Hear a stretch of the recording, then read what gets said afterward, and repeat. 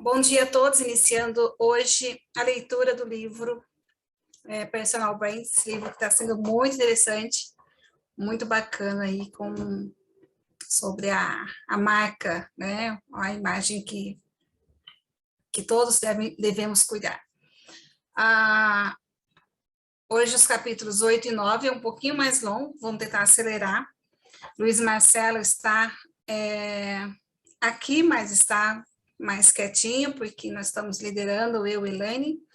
Eu entendo isso como uma homenagem, como diz a onda, homenagem ao mês das mulheres, nos deixou a liderança aqui. Então, quem puder estar acompanhando até o final, bacana. Se tiver, está aí o livro. Se alguém quiser acrescentar comentários, fala no chat, ou a gente para aqui e a gente vai trocar as ideias aí. Como disse, essa sala de leitura é bem à vontade, então o pessoal que está junto aí já conhece, tá bom? Zé Carlos, não sei se já teve outras vezes com a gente aqui, coloca no vídeo um modo acelerado, e justamente para assimilar isso, o ouvido da gente vai acostumando depois de 4 minutos, e acelera aí porque a gente consegue ler um livro por semana. Nós já estamos, acho que no 13º livro essa semana, desde o início do ano, então bem acelerado isso. Bem-vindo, Matheus. Nós vamos começar agora a ouvir o vídeo, tá bom? Seja bem-vindo. Como disse, qualquer comentário, só para a gente para e a gente começa a trocar as ideias. Ou manda uma mensagem no chat. Ilane, você confirma, tá? Está saindo som e... Capítulo 8. Conhecimento pessoal e percepção de marca. A importância do conhecimento de suas forças e fraquezas. Não importa muito em que ponto da carreira você está. Se ainda não ingressou, está ingressando ou já está nela há muitos anos. Precisa conhecer mais do que nem suas forças e fraquezas. Precisa conhecer profundamente sua própria marca para ter domínio sobre ela. Se você não tiver um razoável conhecimento de suas forças e fraquezas, corre o perigo de estar com um plano perfeito, no que diz respeito à estrutura, mas frágil quanto ao conteúdo. Poderá estar pondo em prática a maioria dos passos discutidos aqui, e seguindo à risca por não se conhecer. Talvez esteja insistindo nos sinais errados, e aí não haverá planejamento estratégico que dê resultados positivos. Se você conhece o inimigo e a si mesmo, não precisa temer o resultado de 100 batalhas.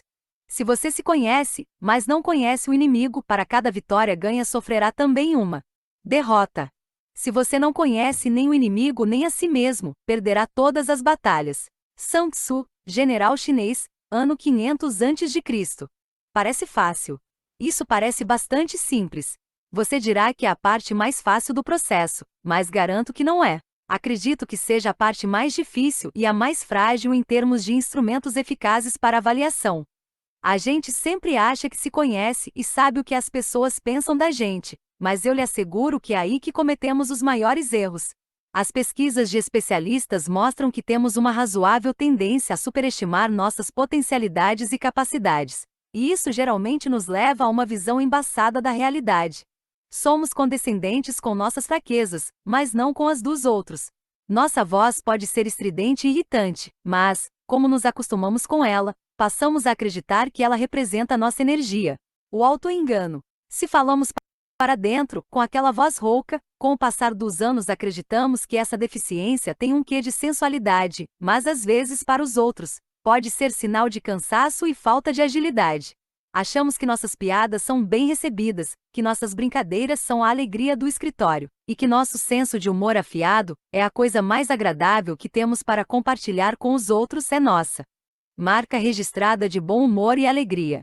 Mas muitas vezes, para as pessoas com quem convivemos, isso representa nossa maior fragilidade. Alguns podem interpretar que nunca levamos as coisas a sério e que sempre fazemos piada de tudo. Somos complacentes com nosso modo de vestir, e como nunca nos disseram o contrário, achamos até que temos certo bom gosto que nos diferencia dos demais. É comum não ouvirmos críticas dos mais próximos porque não se sentem no direito de nos criticar, ou porque já se acostumaram com o nosso jeitão duvidoso de escolher a cor de camisas e gravatas. Nossa tão comentada franqueza no trato com todos, que na nossa frente é tida como autenticidade e transparência, por trás pode ser considerada como grosseria e má educação. Para nós, numa avaliação apressada, seria um ponto positivo, uma força, e estaria lá, na coluna dos nossos ativos, como um dos diferenciais competitivos da nossa marca pessoal. Para os outros, para o nosso mercado potencial, muitas vezes esse atributo é julgado como uma fragilidade. As pessoas não são tão verdadeiras. É terrível, mas bastante comum, recebermos elogios pela nossa roupa, enquanto, na verdade, o que as pessoas estão comentando por trás de nós é bem o contrário. Entre as mulheres, então, nem se fala. Esse território é minado. Quando a percepção negativa envolve só a aparência externa, é fácil descobrir como estamos indo nesse campo. Basta consultar um manual de estilo. Com ele, temos condições sozinhos de nos autoavaliar e chegar a algumas conclusões. As livrarias têm bons livros sobre o assunto. Se é essa a sua dúvida, vá atrás das respostas. O mais grave e mais difícil de fazer sozinho é avaliar nossa audiência e saber como somos percebidos como marca. Que sinais emitimos, como eles estão sendo interpretados pelas pessoas à nossa volta. Mas temos de nos preparar. Percepção, nesse momento, será realidade. E de nada vai adiantar pedir sinceridade aos colegas, se não estivermos com vontade de ouvir o que eles realmente pensam de nós. Dissonância entre identidade e imagem. É incrível como podemos encontrar aspectos da nossa personalidade com interpretações totalmente contrárias àquelas que acreditávamos ter. Ficaríamos surpresos se tivéssemos a oportunidade de ler um relato completo sobre o que as pessoas pensam verdadeiramente de nós. Quando avaliamos marcas de produtos ou marcas corporativas, chamamos isso de dissonância cognitiva. Essa dissonância é o espaço entre a nossa identidade, ou a imagem que idealizamos, e a imagem percebida pela audiência. Trabalhar para melhorar a imagem da marca, e consequentemente aumentar seu valor perante a audiência, é tentar diminuir essa distância. É corrigir os sinais que estamos emitindo a fim de diminuir a distância entre as duas imagens. Nas marcas de produtos, essa responsabilidade é da comunicação. Nas marcas pessoais também, com outros instrumentos e ferramentas. O objetivo é o mesmo: corrigir a distância entre o idealizado e o percebido. Um exemplo de dissonância cognitiva. Anos atrás, ao dar uma aula-palestra a estudantes de comunicação numa universidade, eu falava exatamente sobre isso e comentava como podem ser grandes as distorções entre o que achamos que somos e a maneira como a audiência nos percebe. Na semana seguinte, uma das alunas me procurou no final da aula. Com os olhos marejados, disse-me como aquela parte da palestra a impressionara e como ficará preocupada com o assunto. Tanto que no dia seguinte, resolveram encaminhar uma avaliação por conta própria aos colegas de trabalho. Com lágrimas nos olhos, contou-me que aquele fora o pior dia de sua vida, e que, ao chegar em casa, ficou conversando com a mãe até de madrugada, em meio à desilusão com o que tinha descoberto. Ela disse que, embora estivesse preparada para ouvir críticas, não esperava julgamentos tão contundentes de gente que ela achava que gostava muito dela no ambiente de trabalho. Nesse dia, as pessoas a descreveram exatamente como a percebiam, e aquilo que ela imaginava ser uma de suas maiores virtudes, sua supersimpatia, era o que mais irritava os colegas. Para encerrar, disse que eu provocara uma reviravolta na vida dela, e que, embora fosse culpado por tudo que ela sofrerá, foi uma das coisas mais importantes que lhe aconteceram. A partir daquela noite, ela tomou uma série de decisões que vinha protelando havia muito tempo. Por fim, agradeceu-me e nos tornamos grandes amigos. Tempos depois, fui seu orientador no trabalho de conclusão de curso, que considerei um dos melhores que já orientei. É preciso estar disposto a ouvir. É comum reagirmos às críticas do dia a dia com uma resposta na ponta da língua. Na maioria das vezes, é uma desculpa, uma justificativa, uma resposta ríspida, uma agressão. Com isso, limitamos a possibilidade de ouvir a verdade ou de conhecer outras interpretações dos fatos.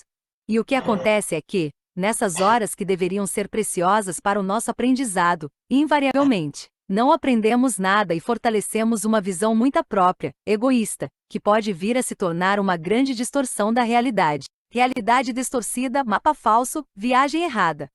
O resultado do auto-engano é uma visão distorcida do que consideramos forças e fraquezas, e se partirmos daí, teremos um mapa completamente falso, com medidas nada precisas e roteiros enganosos para um projeto de construção de marca. Conhecer melhor sua marca é vital para dar os primeiros passos e estabelecer seu plano de voo. E sempre vale a pena relembrar o que disse o famoso general chinês Sun Tzu, 500 anos antes de Cristo. Se você conhece o inimigo e conhece a si mesmo, não precisa temer o resultado de 100 batalhas. Se você se conhece, mas não conhece o inimigo, para cada vitória ganha sofrerá também uma derrota. Se você não conhece nem o inimigo nem a si mesmo, perderá todas as batalhas. Muitas vezes, nossas maiores forças, de marca, estão naquilo que não percebemos, que talvez nem colocássemos na coluna de ativos da contabilidade de nossa marca. Ao contrário, passamos a subestimar potencialidades e a não nos dar conta de nosso potencial em algumas áreas. Às vezes, por estarmos com a autoestima baixa, outras por acharmos que esses aspectos da nossa personalidade não têm nenhum valor para a audiência, por pura ignorância. De qualquer forma, subestimando ou superestimando a visão de nós mesmos, estaremos construindo uma realidade falsa para a nossa marca, aumentando a probabilidade de traçarmos uma estratégia errada num plano completamente distorcido. A palavra aqui é autoconhecimento, não como uma ação momentânea, mas como uma grande meta de vida, que deve nos acompanhar para sempre. Em todos os sentidos, profissional, espiritual, psicológico. Quanto mais você souber sobre si mesmo, maiores serão as chances de tirar proveito das experiências da vida, e todas elas o farão crescer.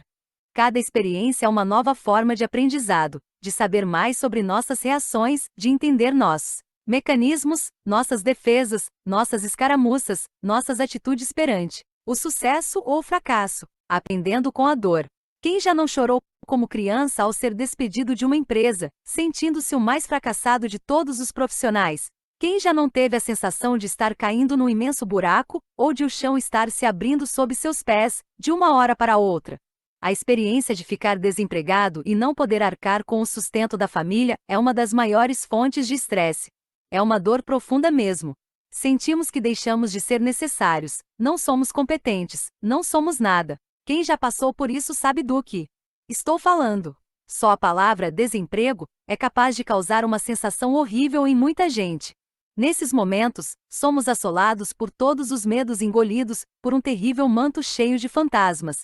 Medo da privação, de ver as contas se acumulando e não ter mais nada.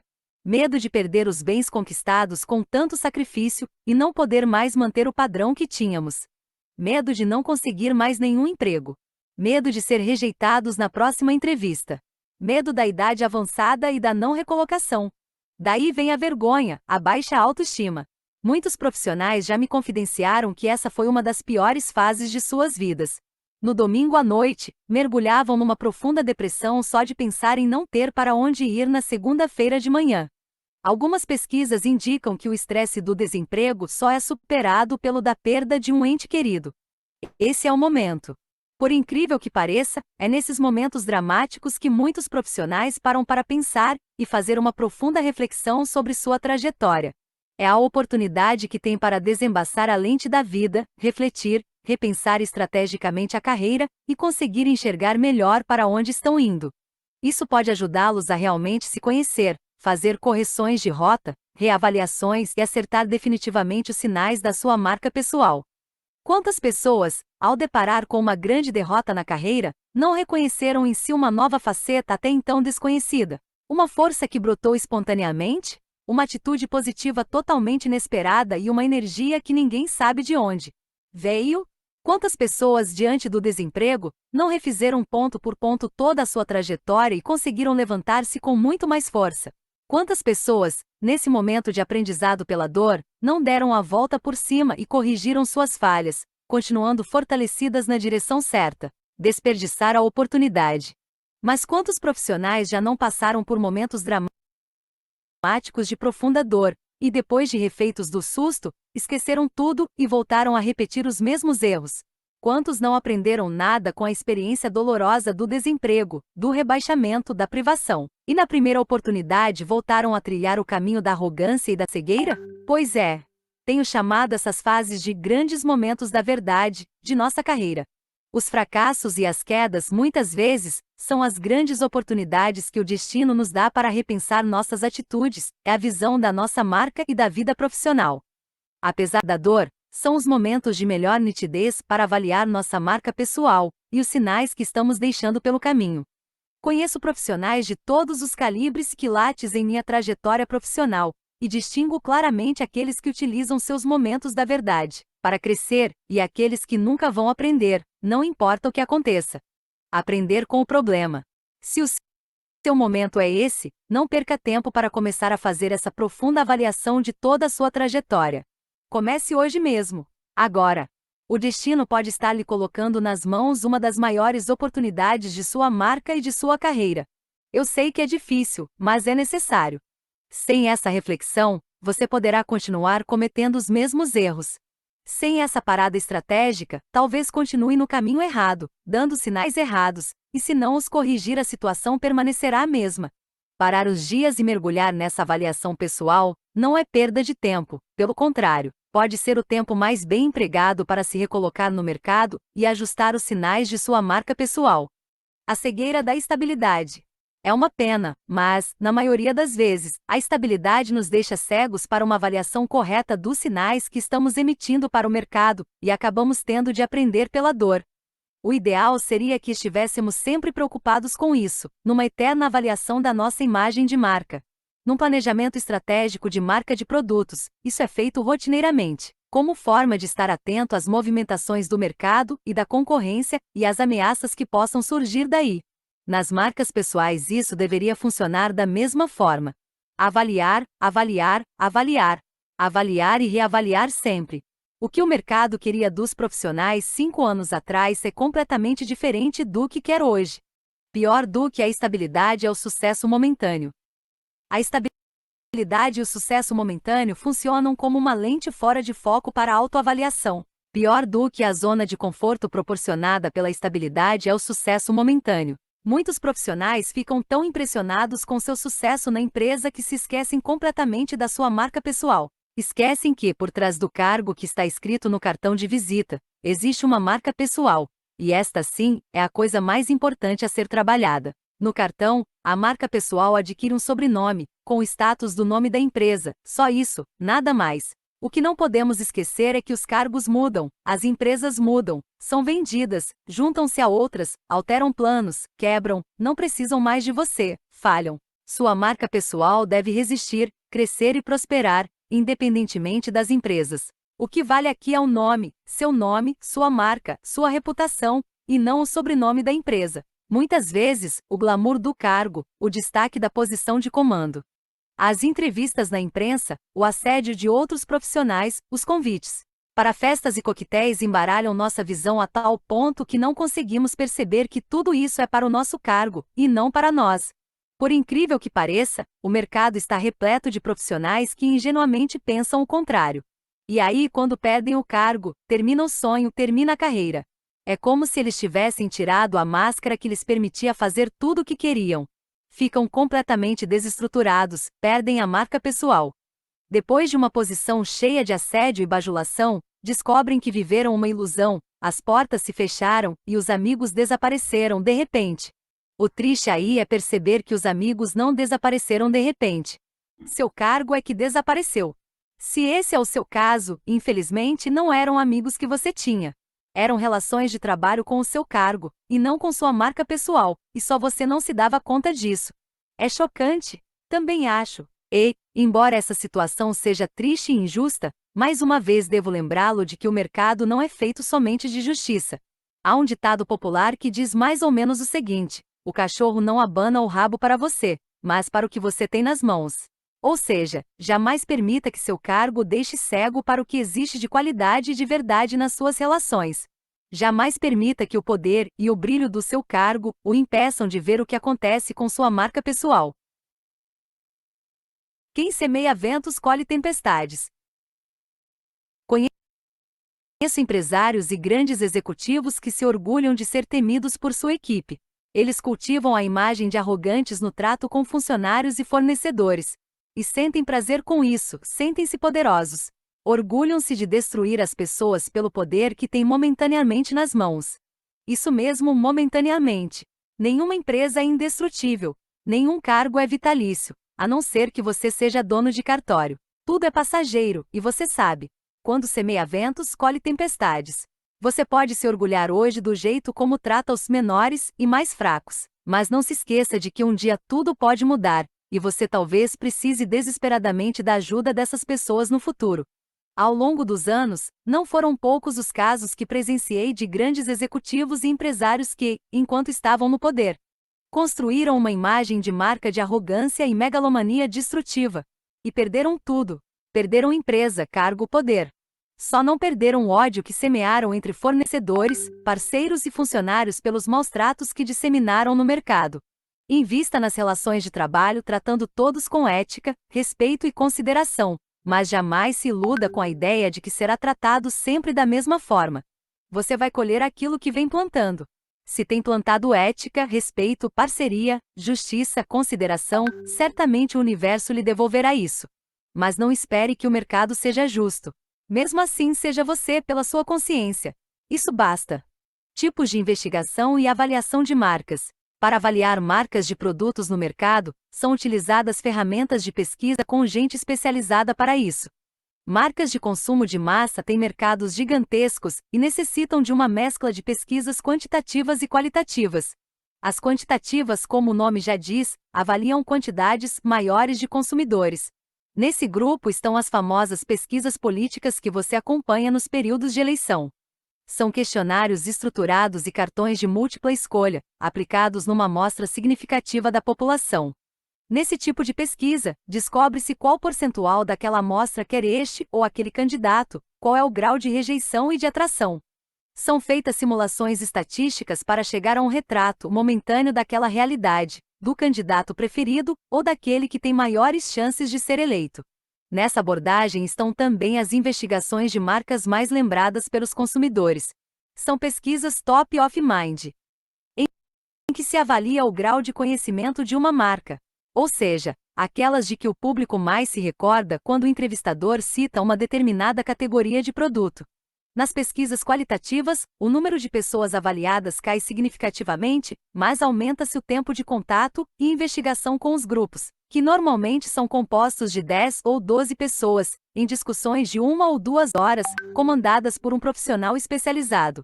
Nesse processo, o moderador lança perguntas ao grupo para descobrir o que está por trás dos sim ou não dos questionários.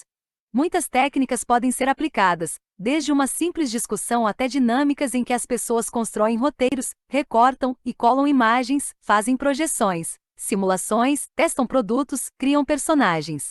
Nesse tipo de pesquisa, tenta-se compreender o significado de algumas respostas das pesquisas quantitativas. No exemplo sobre política que citamos acima, nos grupos qualitativos, o moderador pode descobrir por que um candidato é mais rejeitado que outro. Ou seja, ele se concentra em discernir o significado da rejeição ou da atração detectadas nas pesquisas quantitativas. Esse processo também é usado nas enquetes feitas para avaliar que personagens das novelas agradam mais ao público e quais estão prejudicando a audiência pela rejeição. Assim, os que já caíram no gosto popular ganham mais espaço na trama, e outros têm seu espaço reduzido. Muitas empresas realizam rotineiramente investigações de mercado para avaliar sua marca e as marcas da concorrência. Com isso, conseguem fazer alterações em posicionamentos, dar embasamento técnico a campanhas de comunicação, detectar oportunidades de mercado, lançar produtos com maior segurança, medir desempenhos, avaliar promoções e esforços de marketing com mais clareza. Avaliação da marca de celebridades. Funciona de forma semelhante, por terem as mesmas necessidades das marcas de mercado. As celebridades precisam ter um grau de conhecimento, de lembrança, de relevância e de reconhecimento da equidade da marca, atributos que a qualificam, que determine seu valor na mente dos consumidores de mercado. Elas podem ser avaliadas como marcas de produtos. É possível descobrir o grau de atração e o de rejeição de uma celebridade, o nível de conhecimento e desconhecimento, familiaridade e idealização, e a partir daí determinar com maior clareza seu valor de mercado. Chamamos isso de valor prêmio. É a partir dele que a celebridade vai negociar a venda de sua imagem num comercial de televisão, no fechamento de um novo contrato, na avaliação de sua capacidade para aumentar a audiência de um programa de televisão ou de uma novela. A avaliação do significado da marca das celebridades também se pode mergulhar num outro processo de investigação para descobrir o significado desse valor prêmio. Nesse caso, o objetivo é desvendar os atributos relacionados com a imagem da celebridade e com a imagem de seus competidores no mercado. Esse instrumento é poderoso e resulta em vários mapas em que cada celebridade naquele segmento é posicionada pela percepção da audiência. Por meio de uma ferramenta exclusiva da KeyJump, Inteligência, Estratégia e Branding, nossa empresa de avaliação e estratégia de marcas, denominada Diagnóstico de Percepção de Marca Registrada, detectamos os atributos positivos e negativos associados àquela marca e à marca de seus competidores. Nesse diagnóstico, avaliamos os pontos negativos na imagem de marca e os fatores positivos para atrair o público. Determinamos também qual personalidade domina quais atributos na mente da audiência. De posse dessa análise, podemos iniciar os procedimentos para a correção da imagem pública. A partir desse mapa, trabalhamos com estratégia de marca e com o planejamento dos movimentos táticos que vão impulsionar a carreira e o valor prêmio da marca. Pense na marca Xuxa e imagine que atributos estão associados a ela. Que atributos geram a percepção de valor e quais a afastam de outros públicos? Pense na marca Angélica e imagine que atributos formam sua imagem de marca. O que é igual e o que é diferente na marca dessas duas celebridades cuja carreira é direcionada ao público infantil e juvenil? Que grau de esgotamento cada uma apresenta para o seu público neste momento? Que movimentos poderiam ser implementados para alterar a percepção desse público? Que estratégia poderia ser aplicada a fim de fazer uma migração para outro setor, com segurança? Sem essa avaliação profunda de significado de marca, tudo o que se pode fazer é mera especulação. Se você pensar no valor prêmio de cada uma delas, vai constatar a gravidade de trabalhar dessa forma e o tamanho do estrago que o movimento errado é capaz de causar na carreira. O valor prêmio das celebridades e o sucesso na carreira. Esse valor prêmio pode ser entendido como a força de sua marca para gerar e impulsionar negócios ou produtos e serviços associados com sua imagem. Ou seja, o tamanho da sua audiência, pessoas que o reconhecem no mercado e que poderão ser impactadas com a sua marca, e a força dessa marca, grau de atração exercido e atributos relacionados, na influência dessas pessoas. Um jogador de futebol que é convocado para jogar na seleção em época de Copa do Mundo, tem seu valor prêmio aumentado significativamente de uma hora para outra. Sua visibilidade dispara e o valor de mercado também. Uma atriz que está tendo um desempenho brilhante numa novela ganha a possibilidade de aumentar as vendas dos produtos a ela associados nesse período.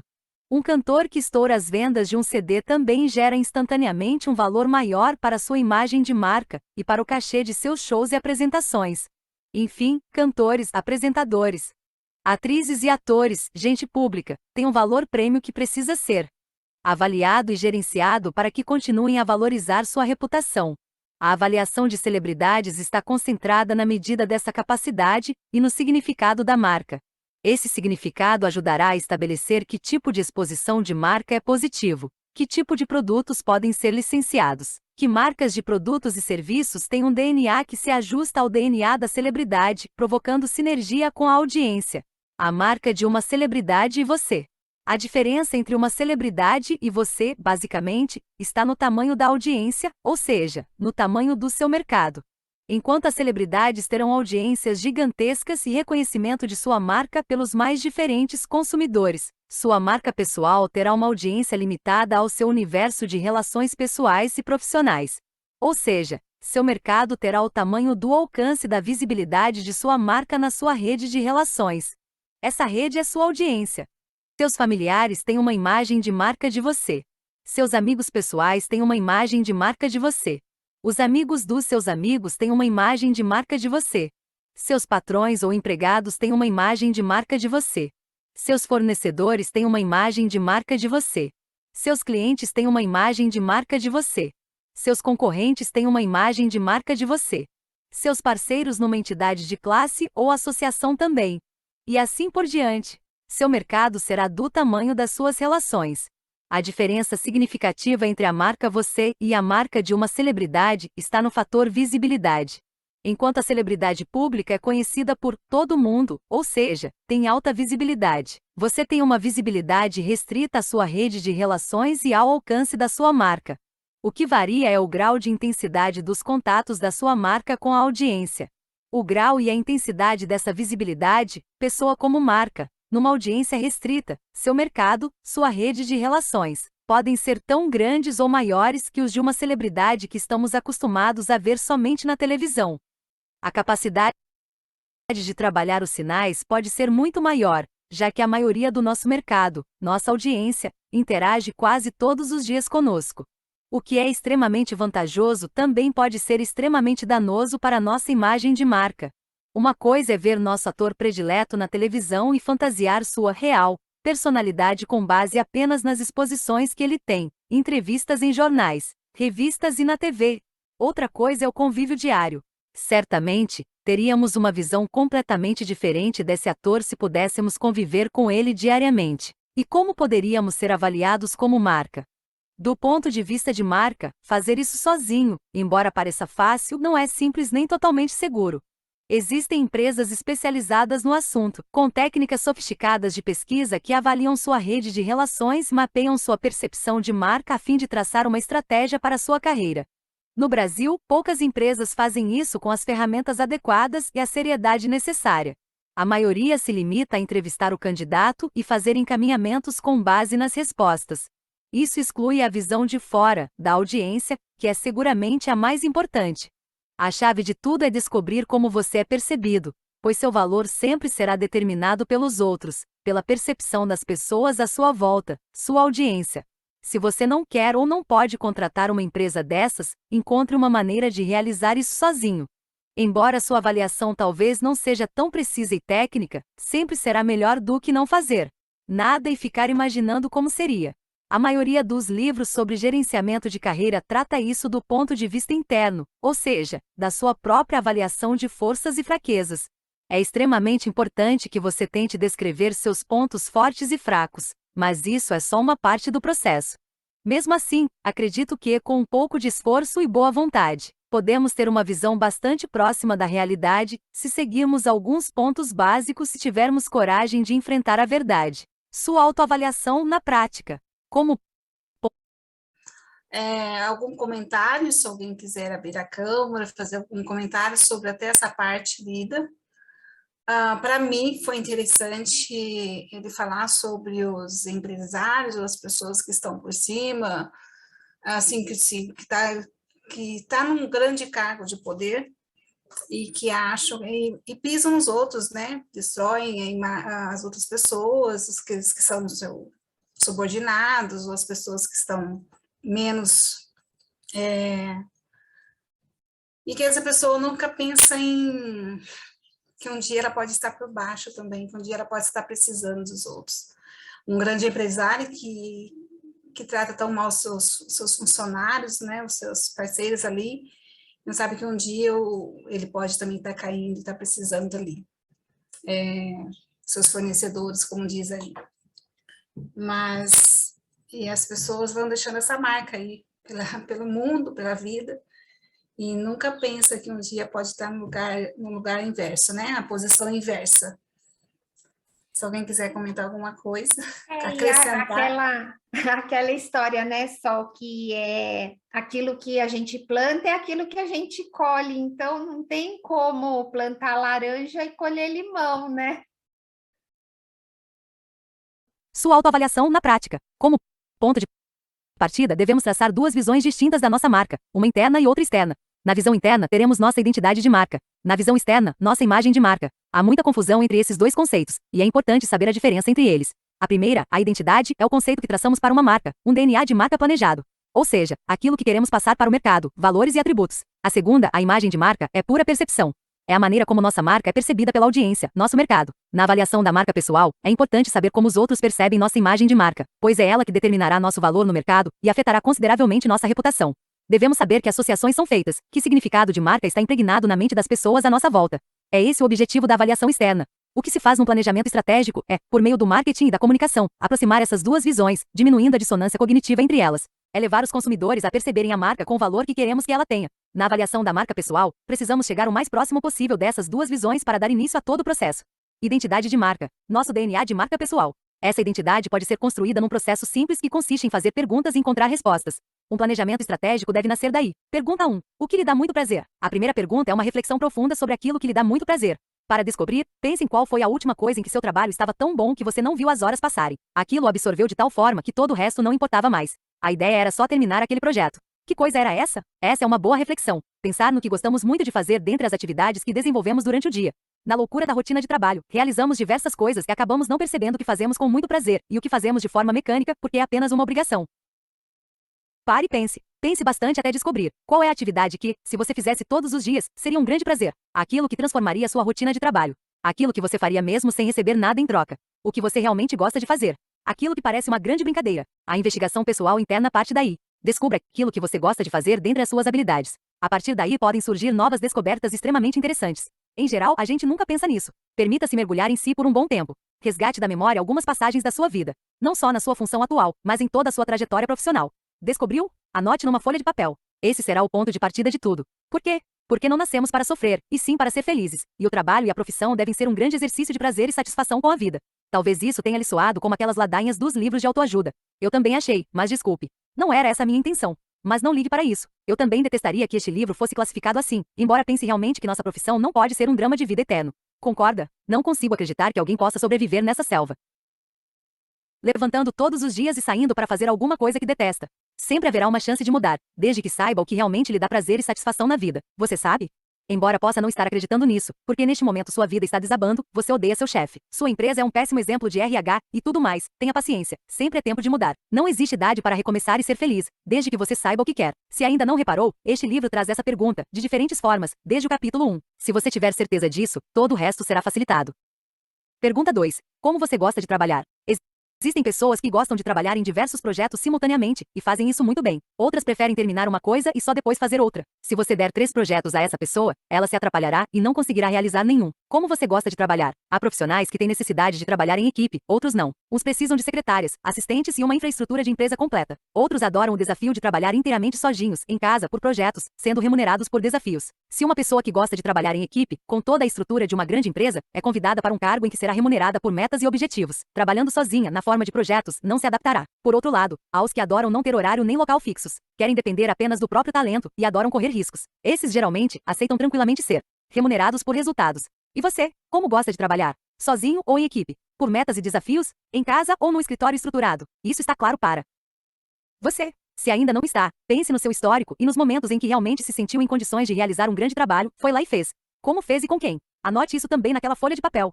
Será um importante filtro para suas decisões futuras, na hora de fazer escolhas profissionais. Pergunta 3. De que forma? Pense agora como reage às situações do seu cotidiano de trabalho. Você gosta de pressão porque isso deixa com o raciocínio mais rápido? Aquela pressão, boa de um prazo apertado que está terminando, e que é vital vencer para conseguir os melhores resultados? Isso lhe dá forças para enfrentar o desafio? Ou você fica completamente perturbado, e não consegue terminar o trabalho com a qualidade que queria? Quando você tem um prazo longo para concluir uma tarefa, considera-a mais fácil e dá o melhor de si, porque sabe que a está cumprindo num prazo razoável e justo. Você gosta de trabalhar com prazos justos? Há pessoas que funcionam melhor quando tem um prazo apertado e grande pressão por resultados.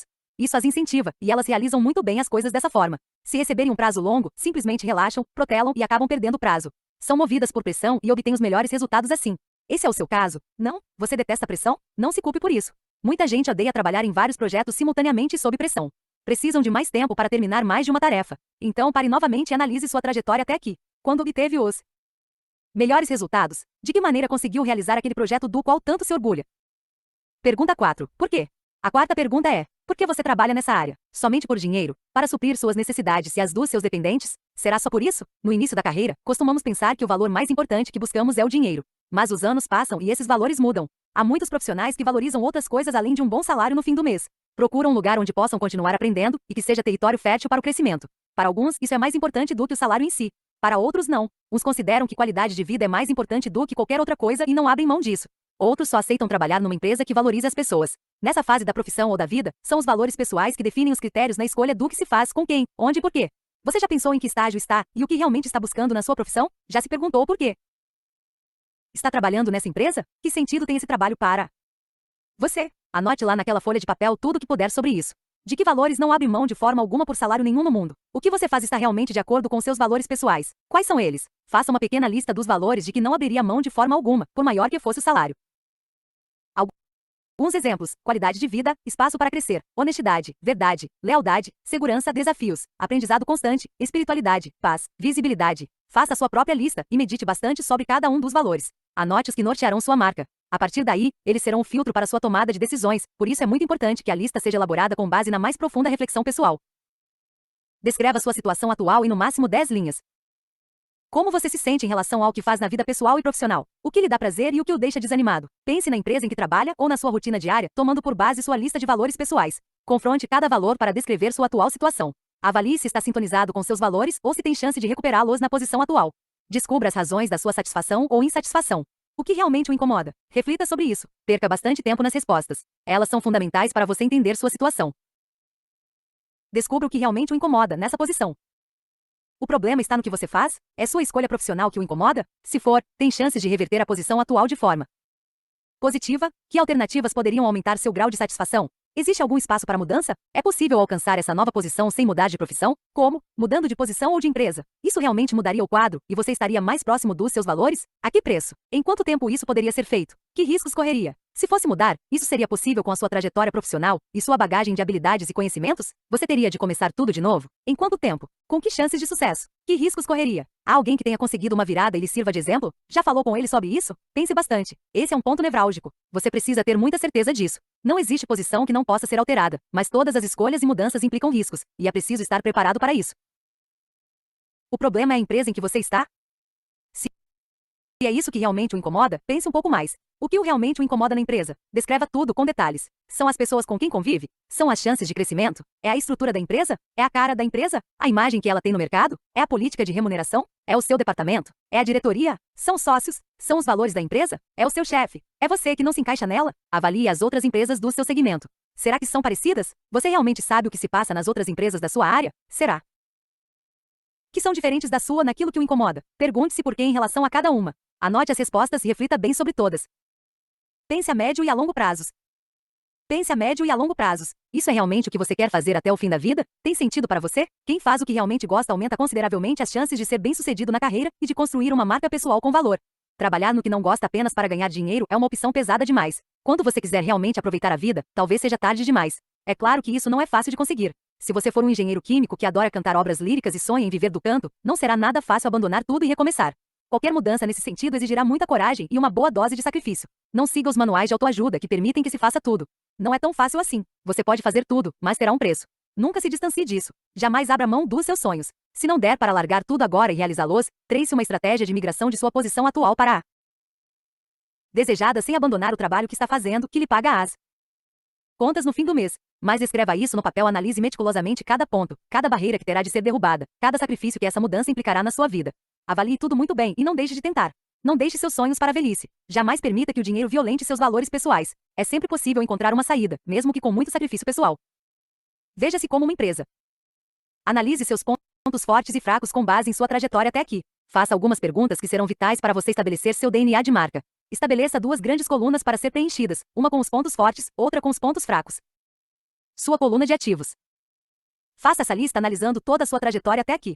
Estabeleça uma linha de tempo para sua carreira e assinale nessa linha os pontos em que a carreira deu saltos positivos. Pense muito em cada um desses saltos. Reflita sobre tudo que contribuiu para que esses saltos positivos acontecessem no passado. Que habilidades suas estiveram envolvidas nesses saltos positivos? Foi aquele projeto que deu certo e lhe valeu uma promoção? Foi uma apresentação pública que fez sua marca mais conhecida fora da empresa? Foi aquele artigo que você escreveu no jornal do seu segmento? Foi quando a empresa passou por uma crise e você liderou seus companheiros? Foi aquele cliente que estava perdido e que você resgatou? Foi quando começou a dar aula na universidade? Foi quando se associou àquela entidade? Pense no porquê. Que habilidades suas foram envolvidas em cada um desses sucessos? Anote todas essas habilidades e potencialidades em sua coluna de forças. Sua coluna de passivos. Agora retome a linha de tempo da sua carreira profissional. Faça novo esforço de memória e assinale na linha todas as rupturas e crises que enfrentou. Assinale cada queda, cada retrocesso, cada momento difícil passado até aqui. Faça o mesmo exercício analisando o porquê dessas quedas ou retrocessos. Analise como participou de cada uma delas, que fragilidades suas foram responsáveis por esses momentos. Foi quando perdeu a cabeça com seu diretor e não conseguiu se controlar no meio de uma reunião? Por que isso aconteceu? Foi quando você perdeu aquele cliente importante para a empresa? Por que ele foi perdido? Por que você não conseguiu reverter aquele quadro? Imagem de marca, DNA de marca percebido. E chegamos à segunda grande parte desta avaliação, imagem de marca. É a mais difícil de ser realizada e talvez a mais crucial para quem quer planejar a sua marca pessoal. Trata-se de entender o significado da sua marca em sua rede de relações. Ou seja, desvendar seu DNA de marca no mercado. Como já dissemos, essa parte é a mais difícil de ser realizada sem a ajuda de profissionais. Se você não a fizer, corre o risco de ficar somente com a sua lógica, não perceber as distorções da sua marca e insistir nos erros do passado. Mesmo assim, se você teve paciência e refletiu muito sobre aquela série de questionamentos pessoais que fizemos anteriormente, já será um passo importante. Mas se quiser estar seguro da sua posição na mente do seu mercado, passemos à etapa seguinte. Nela propomos alguns passos que você poderá trilhar sozinho e que fornecerão informações importantes para o seu planejamento de marca pessoal. Descubra qual é sua rede de relacionamentos mais próxima. Faça uma lista com cerca de 30 nomes de pessoas e de profissionais que o conhecem bem, de profissionais que o conhecem ou conheceram seu trabalho, e de pessoas que você considera do seu círculo mais íntimo. Dessa lista, prepare 3 outras listas com 10 nomes cada uma, conforme o grau de relação que possuem com sua marca pessoal. Serão 3 grupos: os de profissionais do círculo primário, os de profissionais num círculo mais amplo, secundário, e um terceiro com pessoas muito próximas de você. A primeira lista: profissionais do círculo primário. Esta lista tem de conter pelo menos 10 nomes de profissionais que tiveram contato recente com seu trabalho e com sua marca pessoal. Devem ser pessoas do seu local de trabalho, ligadas diretamente com ele, sócios, chefes, subordinados. O importante é que sinta nelas disposição de lhe dar um parecer sincero e uma visão transparente da sua marca pessoal. A segunda lista: profissionais do círculo secundário. Esta lista deve ter 10 nomes de profissionais que já mantiveram contato com você neste ano, ou no máximo nos últimos 2 anos, que já conheceram seu trabalho, mas não mantêm proximidade profissional direta com você, no momento. Podem ser ex-clientes, ex-chefes, clientes com relações esporádicas, fornecedores mais distantes, colaboradores eventuais, pessoas que o conhecem, mas não têm contato diário, ou que o conheceram profissionalmente. A terceira lista: profissionais do círculo pessoal. Na terceira e última lista devem constar nomes do seu círculo mais íntimo, desde pessoas da família até profissionais com quem você convive o tempo todo na empresa, e que absorvem boa parte dos seus sinais, conhecem profundamente suas manias, hábitos e gostos. Nessa lista pode constar sua mulher ou seu marido, sua secretária, seus diretores mais próximos, seu sócio. Prepare sua avaliação. Procure todas as pessoas da lista e peça a elas que respondam a um questionário ou que, no encontro pessoal breve, se disponham a perder alguns minutos para orientá-lo no ajuste da sua imagem de marca. Pense na forma que for mais conveniente e lembre-se de que o que está pedindo é uma coisa muito importante para determinar a rota da sua marca. Ou seja, afeta diretamente sua carreira. Por isso, perca um bom tempo na formulação dessa lista inicial. A utilidade das respostas será proporcional à credibilidade da lista. Se você só colocar pessoas que são favoráveis a você, principalmente no círculo profissional primário, terá uma imagem parcial e talvez enganosa. Lembre-se de que você quer descobrir sua percepção no mercado, e não receber elogios. Deixe isso bem claro para cada uma dessas pessoas. Quanto mais sinceras forem, mais o ajudarão. Monte um questionário. Elabore um questionário bastante simples, mas que pode lhe proporcionar um quadro bem significativo da sua imagem de marca no mercado. Aqui, trabalhamos com a ideia de fugir do racional e das respostas diretas e permitir que as pessoas façam associações. As questões a responder. Peça ao entrevistado que faça associações entre você e uma série de coisas, situações, objetos, marcas, como nos exemplos a seguir. Se você fosse um animal, que animal seria? Qualquer animal serve. Qual seria? Um cão dinamarquês? Um daqueles pequenos com latidos estridentes? Um cachorrinho de madame? Um Doberman? Se você fosse uma marca de carro, qual seria? Uma caminhonete fora de estrada? Um carro popular? Uma van daquelas enormes para 7 lugares? Um carro luxuoso? De que marca? Um esportivo conversível? Qual?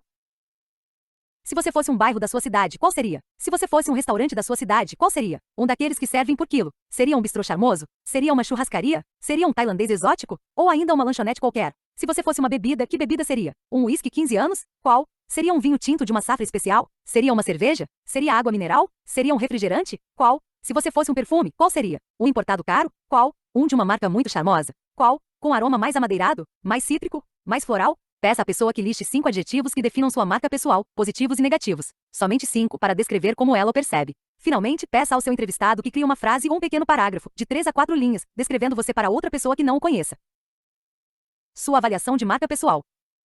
Você pode ficar surpreso com o que vai encontrar. Essa técnica permite que a pessoa faça associações livres que proporcionarão importantes respostas para sua imagem no mercado.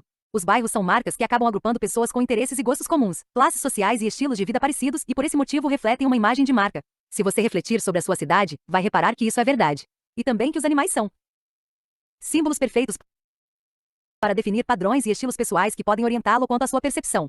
Cada uma dessas questões levará o entrevistado a refletir sobre a imagem de sua marca pessoal. Ao fazer associações, ele não racionaliza nem fica tentando encontrar uma resposta inteligente para descrevê-lo. O importante é que você se concentre em cada resposta e pense muito no que ela significa. Agrupe os conjuntos de respostas e analise o que elas revelam sobre suas restrições e sobre suas vantagens competitivas. Nesse quadro, destaque os adjetivos que foram usados e anote os que aparecem com maior frequência na sua descrição de imagem de marca. O importante é refletir sobre os significados e os conjuntos de associações. Você certamente ficará impressionado com o que surgirá. Mas não se assuste. Isso é percepção. Se não concordar com as respostas, procure rever seus sinais. Neles estão todas as suas respostas. Agora, compare. Com base em sua avaliação pessoal e na avaliação externa, faça agora uma comparação entre o que você encontrou e o que relacionou para si mesmo. Compare os adjetivos da sua coluna de ativos com os atributos positivos que descrevem sua imagem. Compare agora sua coluna de passivos com a lista de possíveis atributos negativos percebidos pela audiência externa. Verifique o que coincide de positivo nas duas listas. Depois, o que coincide entre as classificações negativas ou o que não combina com o seu projeto de marca para o futuro. Se houver muita discrepância entre o seu julgamento pessoal e o que as pessoas fizeram, você deverá refletir urgentemente sobre os seus sinais e o que está gerando isso. Não economize tempo nessa avaliação. Analise cada aspecto dessa lista em confronto com a sua. Estude as projeções e associações. Tente descobrir que sinais estão embutidos ali. Reveja as duas avaliações quantas vezes forem necessárias. Talvez você encontre aí boa parte das respostas às suas angústias. Conclua esse diagnóstico para conseguir compreender em que posição se encontra nesse momento. Esse é o primeiro passo da estratégia de que trataremos no capítulo seguinte. Então, não desista agora. Vamos lá. Boa reflexão. Capítulo 9. Estratégia para sua marca pessoal. Ao trabalho. Ao realizar sua autoavaliação, você encontrou sua posição atual. Você se conhece muito melhor e com muito mais profundidade. Sabe realmente o que o incomoda, quais os valores de que não abre mão por salário nenhum. Sabe a razão de suas conquistas e de seus fracassos do passado. Sabe que características sempre o impulsionaram para frente, fizeram você brilhar. E que aspectos o impedem de ter sucesso, seu passivo. Se aprofundou com seriedade essa reflexão, agora sabe em que ponto está. O acervo levantado, de forças e fraquezas, o situa num certo patamar. Leia a frase ao lado baseada em Sun Tzu e Clausewitz. A estratégia perfeita é aquela que provoca a decisão sem necessidade de combate. É ganhar. A guerra sem derramar sangue é ganhar a guerra antes da guerra. É como num jogo de xadrez, hein? Que a estratégia perfeita é chegar ao checkmate com a mínima perda de peças. Cabe à estratégia consumar o objetivo traçado, utilizando seu poder com a máxima rentabilidade. Essa é sua posição atual. Agora é hora de pensar estrategicamente em como alcançar seus objetivos. Você precisa pensar em estratégia de marca, numa estratégia para sua carreira, na melhor estratégia para sua marca pessoal. Vamos ao trabalho. Visualize sua atual posição de marca. Toda essa reflexão vai ajudá-lo a encontrar oportunidades que até então poderiam passar despercebidas. Alguns aspectos que você considerava como um problema podem ser uma grande oportunidade para buscar sua diferença, sua promessa de valor no mercado. Você cursou 3 faculdades de que gostava na época, mas nenhuma o empolgou o suficiente para seguir carreira, e agora está tateando entre uma e outra. Pense no que poderá resultar como conjunto de habilidades e conhecimentos se você juntar essas 3 faculdades do seu acervo pessoal numa única denominação. Será que isso faria sentido? Será que não existe aí um conjunto de competências que podem tornar sua marca diferente? Você fez faculdade de agronomia, depois engenharia civil e se especializou em reciclagem. Mas o que o empolga mesmo é fazer novos negócios e ser empreendedor?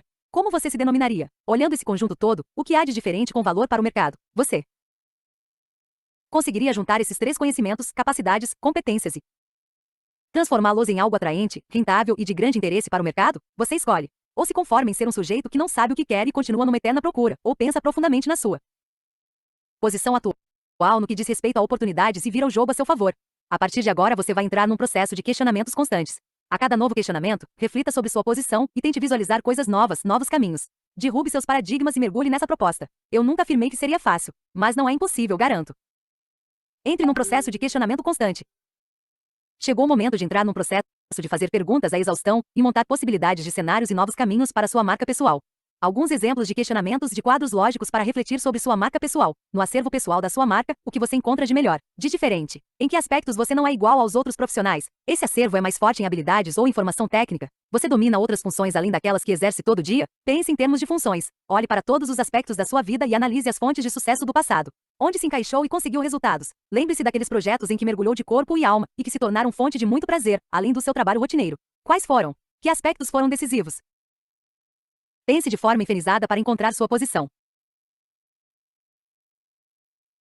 Pense em palavras, formação, habilidades, competências, paixões de forma enfatizada, como se fossem uma mistura que multiplica, potencializa e o torna esse híbrido, completamente diferente de todos os outros. Exemplos: advogado especialista em negociações, iniciador empreendedor apaixonado por construção de cenários, médico empreendedor formador de equipes especialista em saúde pública apaixonado por urbanismo, arquiteto publicitário promotor de eventos apaixonado por intervenções urbanas, homem de negócios iniciador filantropo especialista em terceiro setor apaixonado por programas de qualidade, psicólogo professor agente de mudanças especialista em experiências memoráveis com equipes de vendas, apaixonado por varejo. Quem fez menção a essa lógica foram os escritores suecos de Funk Business, Kjell A. Nordström e Jonas Ridderström, professores da Faculdade de Economia de Estocolmo, quando denominavam a sociedade Funk de hoje, uma sociedade recortada feita de colagens, de convergências que busca o diferente para sair do excesso. Uma mistura que potencializa e cria coisas novas, produtos inovadores, serviços diferentes e múltiplos para empresas. Nordström e Ridderström dizem: o valor criado deve ser maior do que a soma das partes combinadas.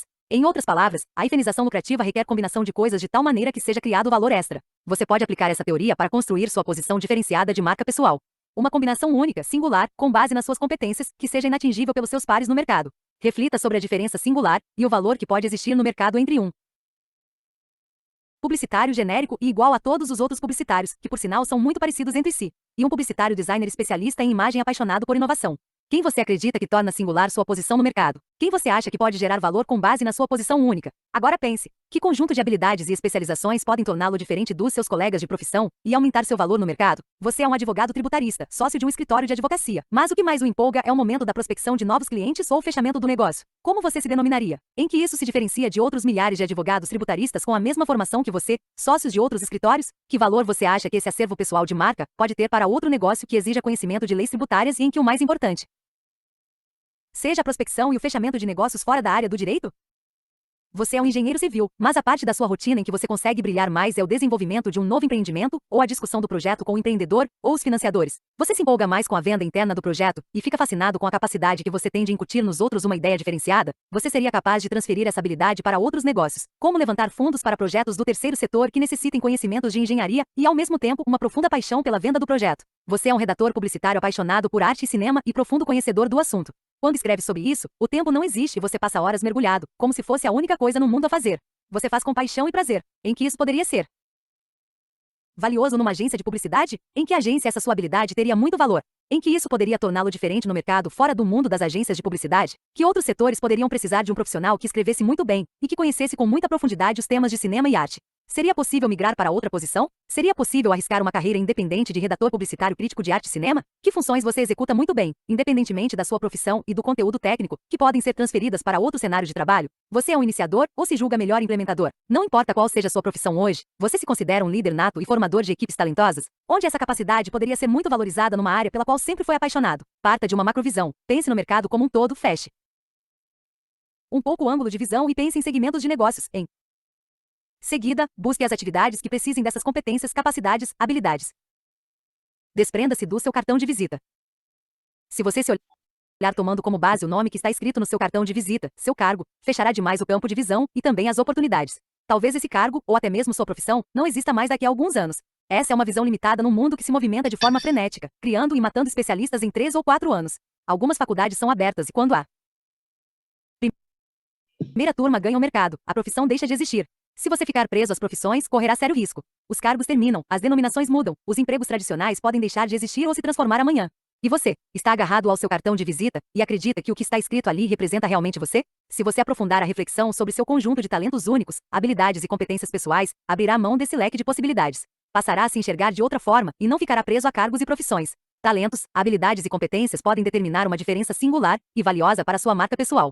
Uma diferença única, com muito valor, que o levará a vislumbrar um novo cenário e a se preparar para as mudanças na sua trajetória. Tudo o que falamos até agora tem um único objetivo: tornar a sua marca pessoal diferente e com valor no mercado. Nunca se esqueça, os iguais não têm valor. Em personal branding, a chave é criar e manter essa diferença no mercado e ganhar notoriedade e reputação com ela. Para avaliar sua posição atual, você deve estar muito consciente disso e descobrir qual é a sua diferença. Você é diferente? Em que? Essa diferença pode ter valor no mercado? Como? Em que segmento? Em que tipo de empreendimento você poderia gerar valor com base na sua posição?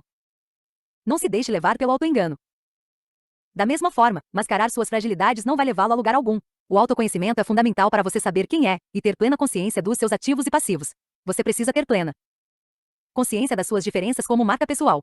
Essa reflexão lhe dará a exata dimensão do que deve ser revisto, minimizado, ampliado, explorado e melhorado na sua marca pessoal. Se não levar isso a sério, correrá o risco de partir de uma posição errada. Lembre-se, é melhor subdimensionar do que supervalorizar essas capacidades. Se você partir de uma posição errada, estabelecerá um caminho equivocado e não chegará a lugar nenhum. Caso não esteja totalmente seguro sobre esse aspecto, mas a ideia o fascine, por que não usa esse momento para aprofundá-la? Por que não parte dessa perspectiva atual, mesmo admitindo fragilidades, e determina que a partir de hoje isso será uma prioridade no seu desenvolvimento? Não se limite ao diagnóstico pessoal. Boa parte de nós tem uma visão distorcida entre o que achamos que somos e como somos percebidos. Isso sempre foi um elo frágil nos livros de planejamento pessoal. De nada adianta nos supervalorizarmos diante das pessoas se elas têm uma visão completamente diferente da nossa imagem. Essa visão distorcida é bastante comum e muitas vezes é fruto da autoestima elevada e da arrogância. Boa parte da responsabilidade por nossa avaliação está em nossas mãos, desde que haja uma profunda reflexão sobre os motivos dos sucessos e insucessos da nossa trajetória passada. Bom senso e razão são fundamentais aqui. Se não encontrar pelo menos 5 pontos críticos negativos na sua imagem pessoal, é porque você certamente está sendo generoso demais consigo mesmo. Pense bem, pense mais ainda, e volte a pensar uma semana depois. Avalie cada característica positiva e negativa. Não Seja severo demais consigo mesmo, mas também não seja complacente com seus defeitos. Reflita e faça perguntas usando adjetivos para caracterizá-lo. Isso facilita e torna mais segura a análise de sua marca pessoal. Avalie seu valor prêmio. Uma boa análise da sua marca pessoal deve incluir seu valor prêmio. É o valor que o conjunto das suas diferenças, seus ativos de marca, tem no mercado quando comparado a outros profissionais que desempenham atividades semelhantes. Nesse processo, avalie que diferença você faz no mercado em relação aos seus pares, quanto de valor você agrega no mercado com sua marca. Alguns exemplos de perguntas: qual é a sua diferença em termos monetários para a empresa que o contratar? Quanto você gera de riquezas com seu trabalho? Quanto gera de novos negócios? Ou seja, quanto vale no mercado hoje? Quantas empresas estariam procurando uma pessoa assim como você? Quanto o concorrente estaria disposto a pagar para levar você? Isso é mais do que os profissionais ganham no mercado? Inclua em seus projetos, na visão de longo prazo, um valor prêmio futuro desejado por você. A partir dessa perspectiva, você está pronto para começar a pensar em termos estratégicos e avaliar quanto lhe falta. Para chegar lá, calcule quanto ganha atualmente exercendo tal atividade ou função e tente descobrir qual é a média de mercado. Depois procure saber quem é o líder da categoria, quem tem o maior valor prêmio, quem é o profissional mais bem pago do setor. Avalie a distância entre a posição dele e a sua, calcule diferenças de idade, tempo de mercado, tamanho do mercado. Reflita profundamente sobre isso e descobrirá qual é o seu valor prêmio hoje no mercado. A partir daí, olhe para frente e para seus objetivos. Estratégia: do ponto A para o ponto B. Você está no ponto A, seus objetivos estão no ponto B. Agora você precisa encontrar uma forma de sair de um para chegar ao outro. Isso é pensar estrategicamente na marca pessoal. Se você tem metas e objetivos, mas não tem uma estratégia, desculpe, ainda não tem absolutamente nada. Ou melhor, tem apenas um sonho, um vago sonho. Imaginar que listar objetivos resolve tudo é um grande engano. Há muita gente que vai se deitar e acorda idealizando uma situação, querendo alguma coisa, alguns nem sabem direito o que é, mas não param para pensar num aspecto fundamental para essa conquista. Como? Compre pelo menos o bilhete. Isso me lembra uma velha piada que costumava contar nas minhas palestras, sobre um sujeito que rezava desesperadamente todas as noites para ganhar na loteria. Ia à igreja e pedia sempre a mesma coisa, ganhar na loteria. Por anos a fio fez sempre o mesmo pedido, até que um dia Deus se irritou com a insistência dele e lhe disse o seguinte: por favor, quero ajudá-lo a ganhar na loteria, mas pelo menos compre o bilhete. O que alguns de nós fazemos é mais ou menos isso. Queremos muitas coisas e vivemos reclamando do que temos. Queremos mudar de vida, de emprego, de profissão, queremos que a nossa marca pessoal brilhe muito, queremos ganhar mais projeção, mais dinheiro, mas não fazemos absolutamente nada de concreto para isso. Transformamos alguns sonhos pessoais em verdadeira obsessão, ideia fixa mesmo, mas não somos capazes de traçar um plano e uma estratégia para isso. Entregamos nossos grandes sonhos à empresa, aos colegas, aos chefes, à própria sorte e esperamos, só esperamos. Não compramos o bilhete. A inércia, o medo e as zonas de conforto corporativas quase sempre são o motivo de tanta frustração no futuro. E a pior coisa que existe é conviver com alguém que culpa o mundo e todos à sua volta pelo seu fracasso pessoal quando, na verdade, é ele o único culpado, por sua incapacidade de reagir. Você ainda está aí? Acredite na sorte, mas tome uma atitude.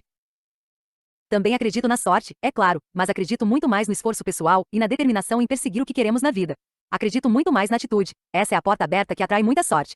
Nas primeiras páginas deste livro, falamos sobre os profissionais que parecem ter muita sorte e vivem em ascensão constante, sempre conquistando mais. Se você analisar a trajetória desses sortudos, vai constatar que por trás da aparente sorte há muito de atitude, de determinação, garra, coragem e quase nada de acomodação. Estratégia tem muito a ver com isso. É tomar a atitude de fazer, dar o primeiro passo, buscar o que traçou para sua marca. Para construir sua diferença de valor, você deve ter a exata noção daquilo que precisa descartar e daquilo que tem de conquistar. O processo exige análise e reflexão, mas também muita determinação de vislumbrar o ponto lá no horizonte, o ponto B, seus objetivos, e de promover as mudanças necessárias para chegar lá. As pessoas querem, mas não sabem como fazer. Há muitas pessoas que se dizem insatisfeitas com a trajetória de sua vida e de sua carreira. Umas ficam deprimidas com a situação, outras, desiludidas com o futuro e entregues à própria sorte. Mas algumas querem seriamente mudar, e até sabem o que desejam fazer, mas não conseguem pôr isso em prática. E é aí que entra a estratégia. Se analisarmos um pouco, veremos que muitas pessoas entraram de cabeça num processo que combina a alta tecnologia com a busca de suas raízes, para encontrar alguma coisa que não sabem explicar. Muito bem. É um paradoxo entre futurismo e busca do passado para fugir da angústia do desconhecido na virada do último século. É a febre do milênio prevista há mais de 10 anos pelo americano James Rosenfield, que descrevia muito bem essa situação. A busca do místico para chegar lá. Na virada do milênio e no início deste novo século, as pessoas, ao resgatarem a simplicidade da vida, resgataram também o místico com uma força nunca vista no último século. A diferença agora é que esse lado místico convive com o que há de mais avançado em tecnologia. Seu astrólogo provavelmente utiliza um notebook de última geração, arquiva eletronicamente suas previsões e mapas e vive pendurado no iPhone. Não vivemos mais sem uma parafernália tecnológica, e para fugir dela buscamos o simples, o rústico, o não lógico, o desconhecido, o místico. É a tendência que o futurólogo americano John Naisbitt chama de high-tech, high-touch e que serviu de título para o seu livro. Ela mostra a convivência paradoxal entre a necessidade desesperada de incluir a tecnologia em nossa vida e ao mesmo tempo fugir da tecnologia e reencontrar o contato humano, a personalização. Colocamos velas acesas ao lado da banheira para relaxar no fim do dia. Na frente do computador, incenso para ouvir música, no equipamento última geração. Buscamos novos aprendizados pelas experiências místicas de um consultor internacional que tem seu próprio jatinho. Procuramos dicas das terapias alternativas, que recebemos pela internet ou pelo celular. Arquitetos modernos e famosos oferecem serviços que já incorporam o Feng Shui no projeto de novos ambientes. Existem consultores e especialistas em harmonização e limpeza espiritual de ambientes empresariais. É a versão moderna da velha benzedeira e dos galhos de arruda que se colocavam no escritório para evitar mal-olhado. Nunca se viu tanta busca pelos ensinamentos orientais, pelas curas não tradicionais, pela harmonização dos ambientes, pela cromoterapia, pela aromaterapia, pelos cristais, pelos ensinamentos budistas. Nunca se viu tanta gente colocando sininhos de vento nas janelas, querendo fazer Reiki para harmonizar os chakras ou aplicar os ensinamentos milenares do Feng Shui em sua casa. A população hindu nos Estados Unidos passou de 70 mil, em 1977, para 800 mil alguns anos atrás. E o budismo, a religião oriental que cresce mais rápido nos Estados Unidos, tem aproximadamente 750 mil adeptos. A cantora Madonna, em mais uma de suas metamorfoses geniais, transformou-se em adepta fervorosa da Cabala, um misticismo judaico secular. As pessoas querem chegar lá. Boa parte dessas pessoas busca a harmonia pessoal e a tranquilidade num mundo frenético, com exceção da Madonna. Mas a grande maioria dos mortais quer ter sucesso e prosperidade com curas esotéricas e soluções místicas. Todos querem uma solução rápida e fácil, de preferência sem nenhum esforço pessoal, para ganhar mais dinheiro, conseguir um novo emprego, crescer na carreira e fazer sucesso. O problema é que resumem seus esforços somente no querer e no esperar. Agem apenas no campo místico e esquecem o que precisariam fazer no campo mundano. Não existe solução milagrosa para o sucesso da sua marca pessoal ou para a grande virada na sua carreira. O teatro de guerra é aqui. Os livros de autoajuda são uma praga moderna que próspera como erva daninha na esfera do desespero corporativo e da ingenuidade psicológica. Desconfie de qualquer solução fácil. Lembre-se de que neste exato momento muita gente está buscando as mesmas soluções que você. Talvez com o mesmo astrólogo que você. Neste exato momento, alguém está acendendo uma vela para conquistar sua posição. Você vai ficar parado? Você ainda está aí esperando? Estratégia não é achar que tudo é possível. Os livros de autoajuda e os cursos de motivação tentam nos fazer crer que podemos conseguir tudo, e só pelo querer nos tornaremos fortes e imbatíveis em nossas conquistas. Ao sair de uma palestra dessas, você se sente um gigante, cheio de motivação, emocionado com sua força interior, com lágrimas nos olhos, e no dia seguinte tudo desmorona, e você volta à velha rotina de querer sem saber como fazer. E descobre que não sabe como chegar lá. Você precisa de estratégia. Pensar estrategicamente na sua marca pessoal e na sua carreira é cercar-se de informação para determinar a rota certa, o movimento certo. Isso implica uma dose alta de autocrítica e análise, e muito poucas divagações e sonhos. Estes servem maravilhosamente bem para você visualizar o futuro lá na frente, cristalizar essa imagem na mente e saber aonde quer chegar. Servem para alimentar o motor e poder suportar as dificuldades do caminho. Mas os sonhos são o ponto de partida e não de chegada. Pode deixar o incenso queimando, as velas acesas e o sininho de vento pendurado na janela. Eu também gosto disso, mas você precisa de estratégia para chegar lá. Existe uma guerra lá fora, e para falar de estratégia precisamos falar em termos militares. Não se assuste. Essa guerra é interna, é você com sua marca. Estratégia em termos militares. Estratégia nada mais é do que vislumbrar esses dois pontos, ponto A, onde estamos, e ponto B, para onde vamos, e determinar uma forma de chegar lá. Muito se discute sobre estratégia no campo do marketing. Mas a essência do termo vem das manobras militares no campo de guerra. Estratégia é a arte militar de planejar e executar movimento e operação de tropas, navios e aviões para manter ou conquistar uma posição relativa ou potencial favorável a futuras ações táticas. A estratégia em termos militares, de maneira geral, está relacionada com a necessidade de deslocamento de um ponto A para um ponto B num determinado território. O conhecimento é básico em estratégia militar. Para deslocar uma tropa militar, equipamentos, carros de combate, blindados de um ponto a outro, os militares avaliam o território, analisam forças e fraquezas em termos numéricos, contingente militar, e em termos bélicos, força em equipamentos, armas e munições, e traçam uma estratégia de como chegar lá. Nesse processo, diversas variáveis são minuciosamente estudadas, entre elas o território em si, a topografia, os fatores climáticos, a presença de civis no território, a geografia, dificuldades com desertos, florestas, rios e lagos, a distância a ser percorrida, a possibilidade de manter uma linha de suprimentos, a alimentação, roupas e remédios para a tropa, a logística para levar munição e equipamentos, o grau de dificuldade da manobra. Enfim, um estrategista militar cerca-se do maior número possível de informação para poder traçar a melhor estratégia, o melhor caminho para chegar ao seu objetivo maior, a ocupação. As guerras do final do século passado e do início deste, apesar de utilizarem um arsenal tecnológico fantástico, continuam fiéis aos princípios militares que nasceram no início do século, e ainda são estudados pelos exércitos do mundo inteiro. O pai desses ensinamentos é Karl von Clausewitz, um general prussiano, 1780-1831, ainda hoje venerado pelos militares, que escreveu o maior tratado sobre o assunto, o Livro da Guerra, publicado póstumamente em 1832-1837 por sua esposa. Nele estão os fundamentos de todos os manuais militares que se aplicam até hoje, e que embasaram boa parte do que se conhece como doutrina militar. Muitos dos seus princípios em estratégia militar foram aplicados ao mercado, e deram base aos fundamentos das estratégias de marketing na metade final do século passado.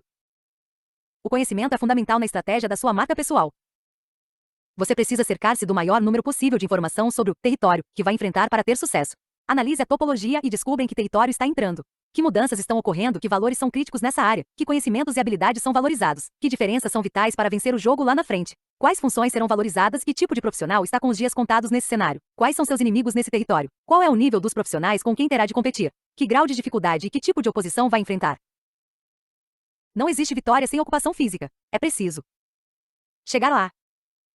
A Guerra do Golfo e a recente e interminável Guerra do Iraque são provas irrefutáveis do que estamos falando. Ocupar um território inimigo para as tropas poderem atravessar um deserto, mesmo utilizando o que há de mais moderno em satélites, aviação, blindados e equipamentos eletrônicos, continua sendo uma operação de alta complexidade e risco. Em termos militares, não existe vitória sem ocupação física. Bombardear uma cidade estratégica e destruir alvos militares, às vezes civis, numa guerra cirúrgica pode significar superioridade militar, mas não significa vitória. Vitória é ocupação. Ocupação física, domínio completo. Sem ocupação, a guerra não está concluída. Lembre-se do que aconteceu no passado com os Estados Unidos no Vietnã, com a antiga União Soviética nas montanhas do Afeganistão mais recentemente, ou do que ocorre hoje com os Estados Unidos na Guerra do Iraque.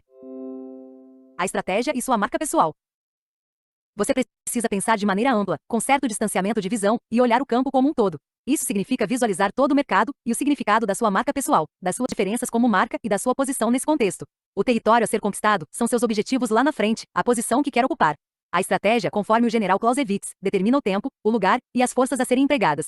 Isso pode ser feito de vários modos, e cada um deles afeta diferentemente o resultado e o sucesso da batalha.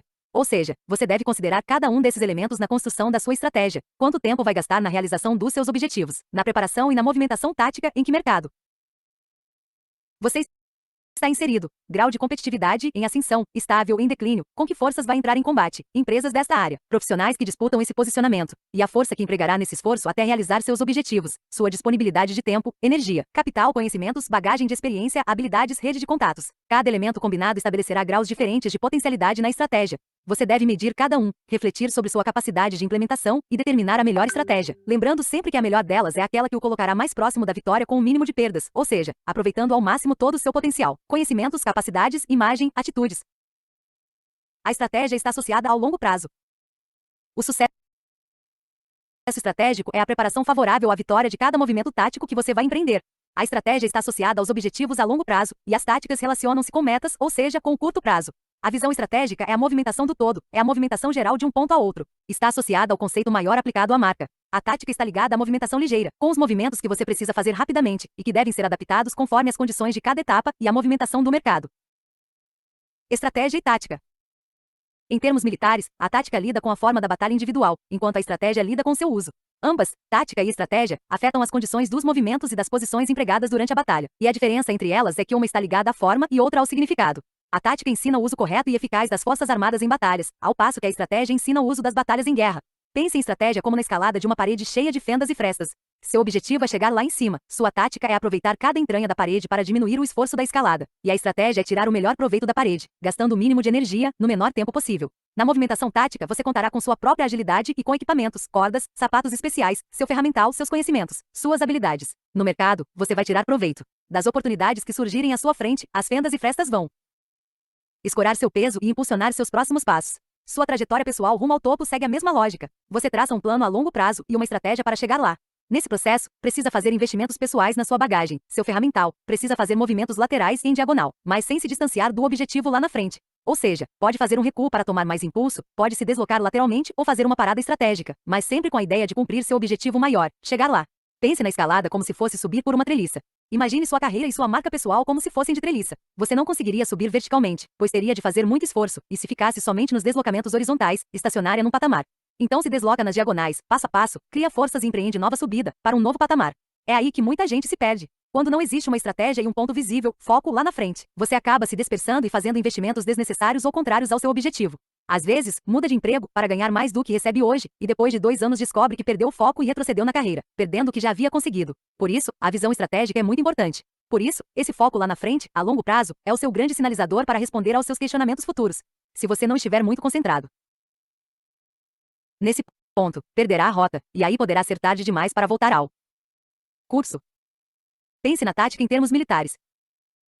Numa frente de batalha, os obstáculos são inevitáveis pela dinâmica da guerra. Você se movimenta com base em um plano traçado, mas obviamente deve saber que o inimigo também procura prever sua estratégia e contra-atacar, criando manobras, dissimulando e impondo obstáculos que precisam ser vencidos taticamente. Se há risco de corte na linha de suprimentos, suas economias, um recuo estratégico pode ser a melhor saída para não matar de fome seus homens na frente de combate. Uma parada estratégica talvez seja uma chance de reavaliar o território e buscar uma saída com menores perdas. Acidentes e falhas podem comprometer a batalha pela conquista de um alvo estratégico que aparentemente era fácil. Sua carreira e as adaptações do seu plano de marca pessoal devem ser encaradas dessa forma, com manobras táticas rápidas e movimentos ligeiros, sempre respeitando a estratégia e seu plano de longo prazo. O investimento na formação ou na aquisição de novos conhecimentos numa área estratégica é um movimento tático que você deve considerar. Se você recusa uma promoção numa área que não é a sua, estará recuando e talvez não seja compreendido pelos seus pares. Mas se achar que ela pode tirá-lo da rota, não hesite em recusar. Conheci muitos profissionais que migraram para outros setores de forma oportunista, alimentados pelo sonho imediato de ganhar mais a curto prazo. Mas depois de algum tempo descobriram que não se encaixaram na nova posição e perderam preciosos anos de escalada rumo a um objetivo maior. Lembram-se dos salários fantásticos dos executivos da nova economia? Nessa onda, diversos profissionais perderam completamente sua posição no mercado e tiveram prejuízos irreversíveis na carreira. Parecia uma onda perfeita para ser surfada por qualquer um que tivesse muito arrojo e disposição. A verdade não foi bem essa, e muita gente ganhou dinheiro a curto prazo, mas se deu mal e ficou com grandes arranhões na marca pessoal e na carreira. Avalie os riscos de seus movimentos. Há profissionais que, pressionados pela tensão do seu setor, pela angústia diária por resultados e pela alta competitividade, buscam saídas que parecem perfeitas no primeiro momento. Migram na própria organização para posições que não exigem tanta pressão e proporcionam mais prazer, e assim conseguem manter seu patamar salarial. Conservam a remuneração e ganham qualidade de vida. Há riscos nesse movimento? Sim, muitos. A posição pode não ser estratégica para a empresa e você passará a ser encarado como um elemento fácil de ser substituído ou uma posição a ser extinta na primeira crise financeira. O fator decisivo aqui é você pensar em termos estratégicos. Valerá a pena o risco? Esse aparente recuo para uma zona de menos pressão o ajudará a estar preparado para um novo patamar mais seguro, logo adiante? Quanto tempo deve prever para essa posição enquanto se prepara? Vale a pena correr o risco de demissão se a empresa entrar em crise? Conseguirá voltar para a posição anterior sem grandes arranhões? Tem alternativas caso isso aconteça? Abrir mão como movimento tático. Por outro lado, você pode abrir mão de um cargo de gerência numa empresa de grande expressão e assumir a diretoria numa empresa menor, simplesmente para adquirir experiência em um cargo de direção que no futuro pode representar sua volta para as grandes empresas a partir desse patamar conquistado. Ou fazer essa troca apenas para garantir mais qualidade de vida e espaço na sua agenda para investir em mais conhecimento, ou ainda para ganhar experiência na condução do leme de uma empresa menor. São recuos táticos que podem fazer uma grande diferença na administração da sua carreira e nos investimentos em sua marca pessoal. Também é necessário levar em conta as táticas em termos militares. O exemplo que relatei anteriormente, do corte na linha de suprimentos, é algo vital para sua carreira e a imagem de sua marca pessoal. A linha de suprimentos é seu poder de sobrevivência. Você conseguiria sobreviver saindo da atual empresa? Por quanto tempo? Que riscos devem ser considerados nesse afastamento? Recuo estratégico. Parar como movimento tático.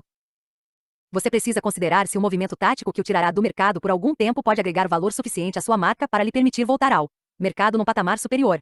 Um MBA no exterior talvez seja um ótimo investimento nos seus ativos de marca, mas é bom avaliar-se, ao voltar, após alguns anos, você conseguirá se recolocar. O valor investido pode ser recuperado? Em que prazo? Que riscos devem ser considerados nessa decisão? A maioria das pessoas se prende aos manuais e faz investimentos que nunca serão recuperados simplesmente porque todo mundo está fazendo. Se os manuais ensinam que todos devem investir no conhecimento de 2 línguas estrangeiras para estar aptos no mercado, você pode estudar outro idioma que não inglês ou espanhol. O que deve sempre ser avaliado é quanto de valor esse investimento incrementará a sua marca pessoal, e se no momento ele é estratégico para a consecução do seu plano, e também quanta diferença ele trará. Ou seja, pense em criar diferenças para a sua marca no mercado. É nisso que deve se concentrar e pensar estrategicamente. Talvez você descubra que outra língua estrangeira no seu currículo pode ser mais estratégica, mandarim, se estiver pensando em possibilidades de negócios com a China, ou que um mestrado lhe trará muito mais valor do que uma terceira língua estrangeira, pelo menos nesse momento. Ou ainda que esse conhecimento estratégico não vem de uma nova língua estrangeira nem de um mestrado, mas de um mergulho em leituras e cursos rápidos em determinada área, no desenvolvimento de uma habilidade, ou na transformação de uma paixão pessoal em diferencial. Não se atenha aos manuais. Não fique preso aos manuais, nem considere este livro um manual. Fuja das regras e de preferência desconsidere os manuais. Rasgue-os, se for preciso, e use o bom senso. Pense bem e avalie sempre com a visão estratégica lá na frente, no seu objetivo maior. Assim ficará mais fácil definir o que fazer ou no que investir. Existe uma guerra lá fora, uma guerra de percepções. Todos os grandes generais do mundo, em todas as épocas, sempre afirmaram que não existem manuais que sobrevivam ao combate no campo de batalha. Existem, sim, generais brilhantes, estratégias perfeitas e fundamentos da doutrina da guerra que você deve sempre considerar. O vice-almirante João Carlos Gonçalves Caminha, no volume 2 do livro Delineamentos da Estratégia, explica: o general Moltke, durante 3 décadas, chefe do Estado-Maior do Exército Alemão, também rejeitou a ideia de que algum estrategista pudesse seguir um rígido conjunto de regras. Segundo ele, a estratégia era a arte das ações sob pressão nas mais difíceis condições e pertencia, assim, a um sistema de fazer deslocamentos oportunos, sendo, portanto, um sistema de expedientes ad hoc. Migrar para outro setor como manobra tática. Você pode considerar como movimento tático em sua estratégia até mesmo a ideia de migrar para outra posição na empresa, num cargo menos vantajoso do ponto de vista financeiro, desde que ela seja estratégica para seus planos. Leve em conta a visibilidade do cargo, a possibilidade de estabelecer novos relacionamentos para sua rede, de adquirir novos conhecimentos, novas experiências, novos contatos. Haja sempre com o olho bem à frente, sem desgrudar do seu objetivo maior. Muitas vezes, migrar para uma nova área, ou até mesmo para uma nova empresa, pode ser um movimento tático interessante. Aceitar um novo desafio pode ser algo importante quando pensamos na tática de treliça na carreira e em movimentos ascendentes na diagonal. Ocupação pelos flancos como tática. Imagine um grande território a ser conquistado e sua vitória com a ocupação desse espaço. Em termos militares, a avaliação de forças que entrarão em combate é vital para a consecução da estratégia. Os militares avaliam bem o poderio de cada lado e só aí traçam os planos de uma batalha. Reflita com cuidado sobre as barreiras que você tem pela frente para traçar sua estratégia de marca pessoal. Certamente vai encontrar uma série de obstáculos, e alguns deles serão intransponíveis. O general chinês Sun Tzu, 500 anos antes de Cristo, dizia que, se houver um grande desequilíbrio de forças, isso não quer dizer que você vai perder, e sim que não deve atacar seu inimigo pela frente, mas pelos lados, pelos flancos. Seria ingenuidade atacar frontalmente uma força muito superior à sua. Sem dúvida, seria um movimento suicida. Assim, considere a hipótese de contornar esse obstáculo e atacar pelos lados.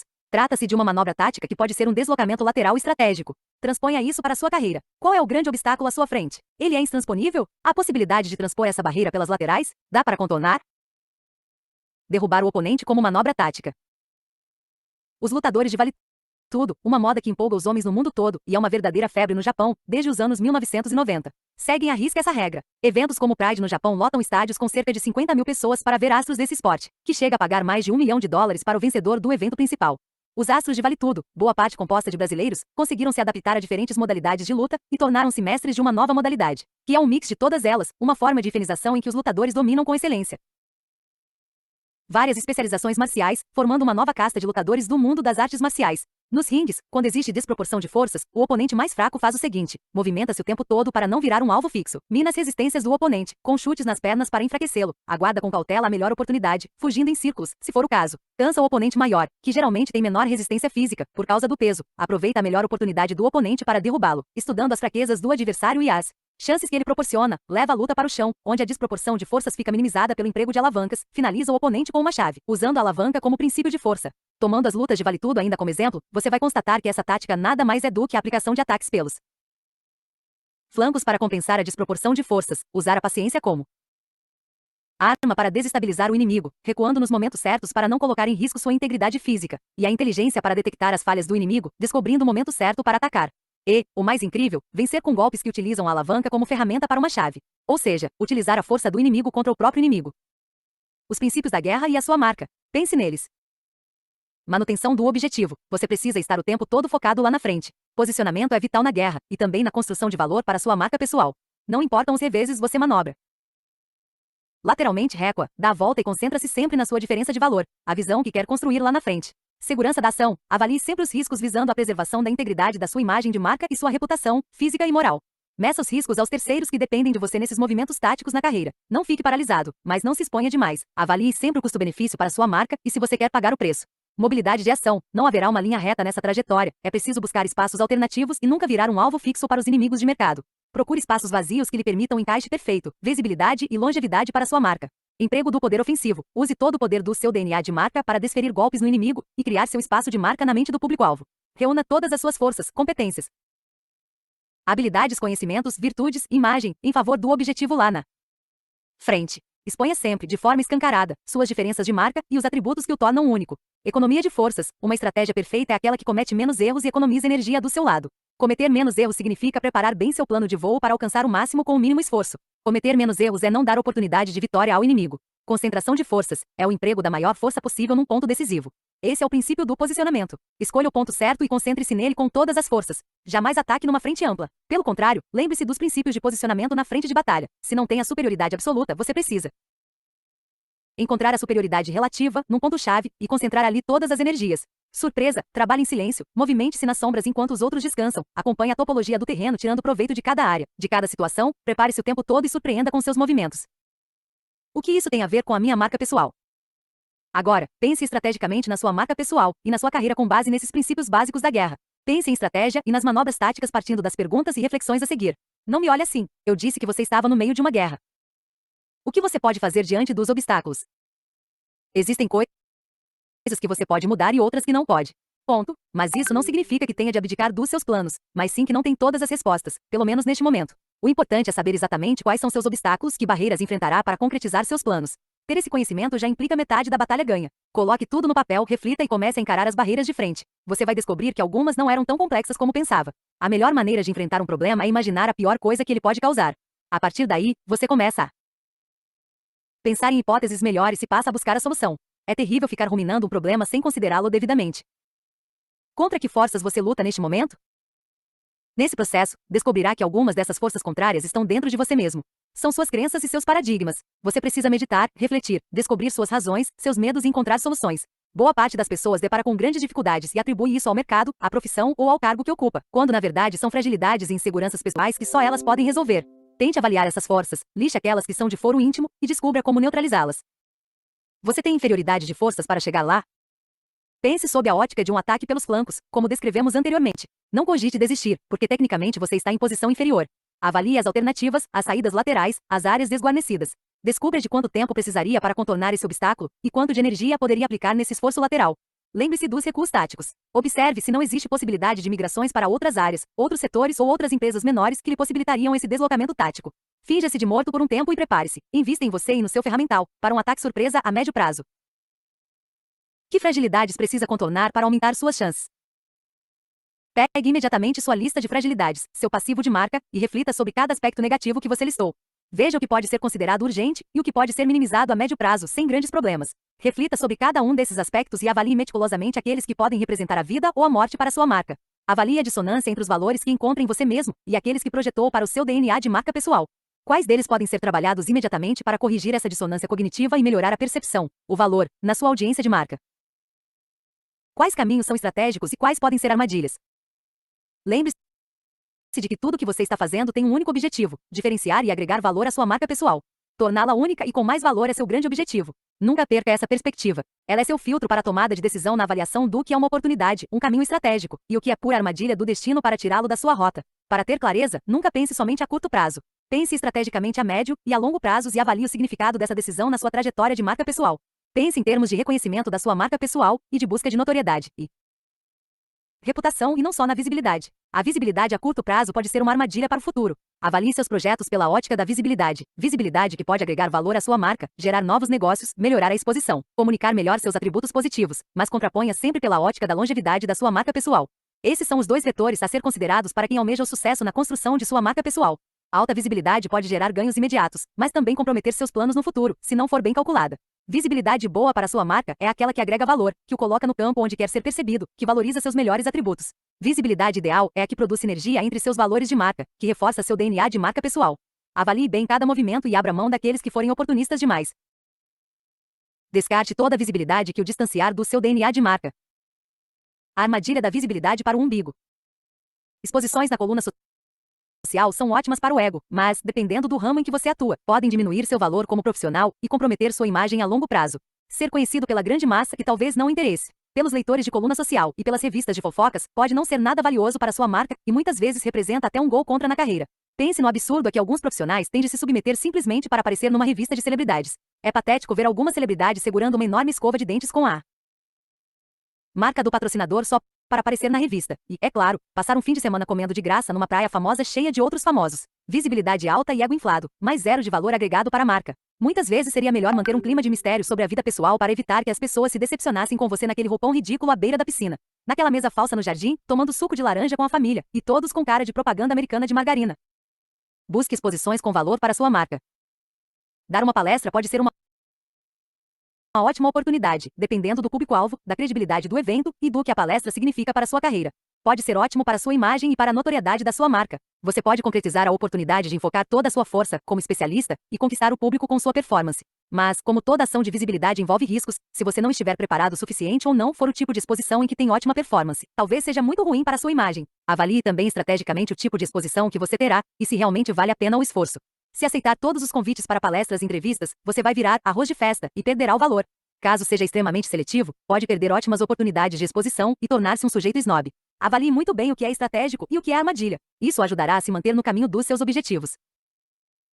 Descubra a melhor forma para sua exposição de marca Pense em tudo que pode ser feito para melhorar sua exposição com valor no mercado. Pense em palestras, em escrever artigos, um livro. Pense em contribuir regularmente para uma revista do seu setor. Pense em trabalhar como voluntário numa ONG que tenha a ver com sua marca. Pense em trabalhar gratuitamente para uma entidade de classe. Pense em promover uma exposição dos seus trabalhos. Pense em se juntar a um grupo profissional. Pense no que poderia fazer na sua empresa com repercussão interna e externa. Pense em como contribuir para a cidade, para uma causa social. Pense em dar aulas. Pense em publicar uma tese. Sei lá, muitas coisas podem ser feitas para melhorar sua exposição e agregar valor à sua imagem. Mas pense com critério e evite a saída fácil das exposições em coquetéis e vernissagens. Que obstáculos são intransponíveis? Dá para contornar? Busque formas alternativas para deslocar-se. O segredo dos grandes estrategistas é ver o que os outros não veem. Uma grande barreira pode ser uma ótima oportunidade de refletir sobre novos caminhos. Nenhuma barreira é totalmente intransponível. E se for, sempre haverá um caminho alternativo. Procure aprender a diferença na prática entre os verbos olhar e ver. Reconheça as oportunidades que não estão totalmente expostas. Observe o que está além dos limites do tradicional. Pense em formas alternativas, mesmo que num primeiro momento pareçam totalmente despropositadas e malucas. Ninguém que tenha conseguido grande sucesso, alta visibilidade e notoriedade trilhou os mesmos caminhos que todo mundo já tinha percorrido. Geralmente, o sucesso está associado à realização de uma forma diferente. Avalie o que é realmente barreira e o que é paradigma na sua carreira. Quanta paciência tenho para suportar a posição atual? Se você está numa situação de desconforto, frágil ou ameaçada pelas mudanças no mercado, pense nas alternativas a curto, médio e longo prazos. Avalie se a sua atual posição é realmente insuportável ou se você ainda consegue aproveitá-la para criar músculos e dar o salto em outra direção. Até que ponto é insuportável? Dá para buscar mais algumas doses extras de paciência enquanto traça seus planos e cria as condições necessárias para mudar o curso da sua vida. O que você não pode é ficar perdendo tempo e esgotando suas últimas energias no controle das emoções sem fazer nada de prático para sua virada. Se ainda tem um saldo de paciência e energia, capitalize-o para o seu novo projeto. Às vezes, somente a tomada de posição tem um efeito impressionante sobre a autoestima e o revigoramento das energias para enfrentar a atual posição. De quanto tempo preciso para me preparar? Você deve estar convicto de que precisa fazer mudanças, implementar projetos e pôr em prática seus movimentos. Avalie todos eles e selecione os que são mais fáceis de ser implementados, os recursos de que você necessita para isso. Aposte naqueles que dependem exclusivamente de você e que, na maioria das vezes, não exigem grandes recursos. Pense nos aspectos do seu passivo de marca, imagem, que você poderia começar ainda hoje. Pense na sua imagem pessoal e em todos os sinais da sua marca e comece a introduzir pequenas mudanças em direção aos seus objetivos maiores. Desenhe o caminho. Pegue uma folha de papel e faça uma linha de tempo com alguns movimentos já preparados. Reflita sobre eles com uma perspectiva realista. Caso precise dominar uma nova língua estrangeira, e isso é estratégico para a consecução dos seus planos, não determine poucos meses, a não ser que seja um gênio em aprendizado. Seja realista com os prazos, mas não deixe de mencioná-los em cada meta, para não ficar solto demais e relaxar a guarda. Tenha esses prazos sempre à mão e verifique o tempo todo quanto falta para conseguir cumprir o planejado. Desenhar essa linha de tempo é fundamental para ter a visão do todo. Isso ajuda a enxergar bem melhor a importância de cada ação a ser implementada e de cada movimento tático. Coloque na linha os pontos estratégicos assinalando as datas previstas para cada um. Pense nessa linha sob aquela ótica da treliça, que mencionamos anteriormente, unindo todos esses movimentos táticos. Reflita sobre a importância de cada um como patamares a ser conquistados para um novo movimento. Se você olhar assim, descobrirá aqueles que são realmente estratégicos para alcançar os objetivos finais. Veja a interdependência entre eles e a importância de sinergia entre os movimentos. Que decisões preciso tomar hoje? Todas aquelas que dizem respeito a você mesmo e à sua marca pessoal. Não deixe de relacionar nenhuma das ações que independem de terceiros ou do mercado. Pegue esses aspectos para uma tomada de decisão imediata. Não se angustie com todas as outras. Aposte num conjunto realista de ações que estão em suas mãos e podem ser implementadas ainda hoje. Lembra-se de quando falávamos sobre o poder da atitude? Este não é um livro meloso de autoajuda, mas esse aspecto é vital para a realização de muitos outros movimentos. Você como marca tem prazo de validade, lembra desse papo. E quanto antes começar a virar o jogo, melhor para você. Uau, bom, terminamos aqui o 9º capítulo, um pouquinho longo, mas até que passou rápido, porque eu deixei direto, né, correndo aí, e não deu umas paradas nos nossos comentários. Nessa parte aí, gostei bastante, achei muito interessante a parte que ele fala de estratégia, né, tudo é estratégia da nossa marca, e como alcançar certo patamares com esse projeto que ele deu de treliça, tá? Crescer na diagonal, mas sempre com a visão da onde quer chegar. É bem importante isso.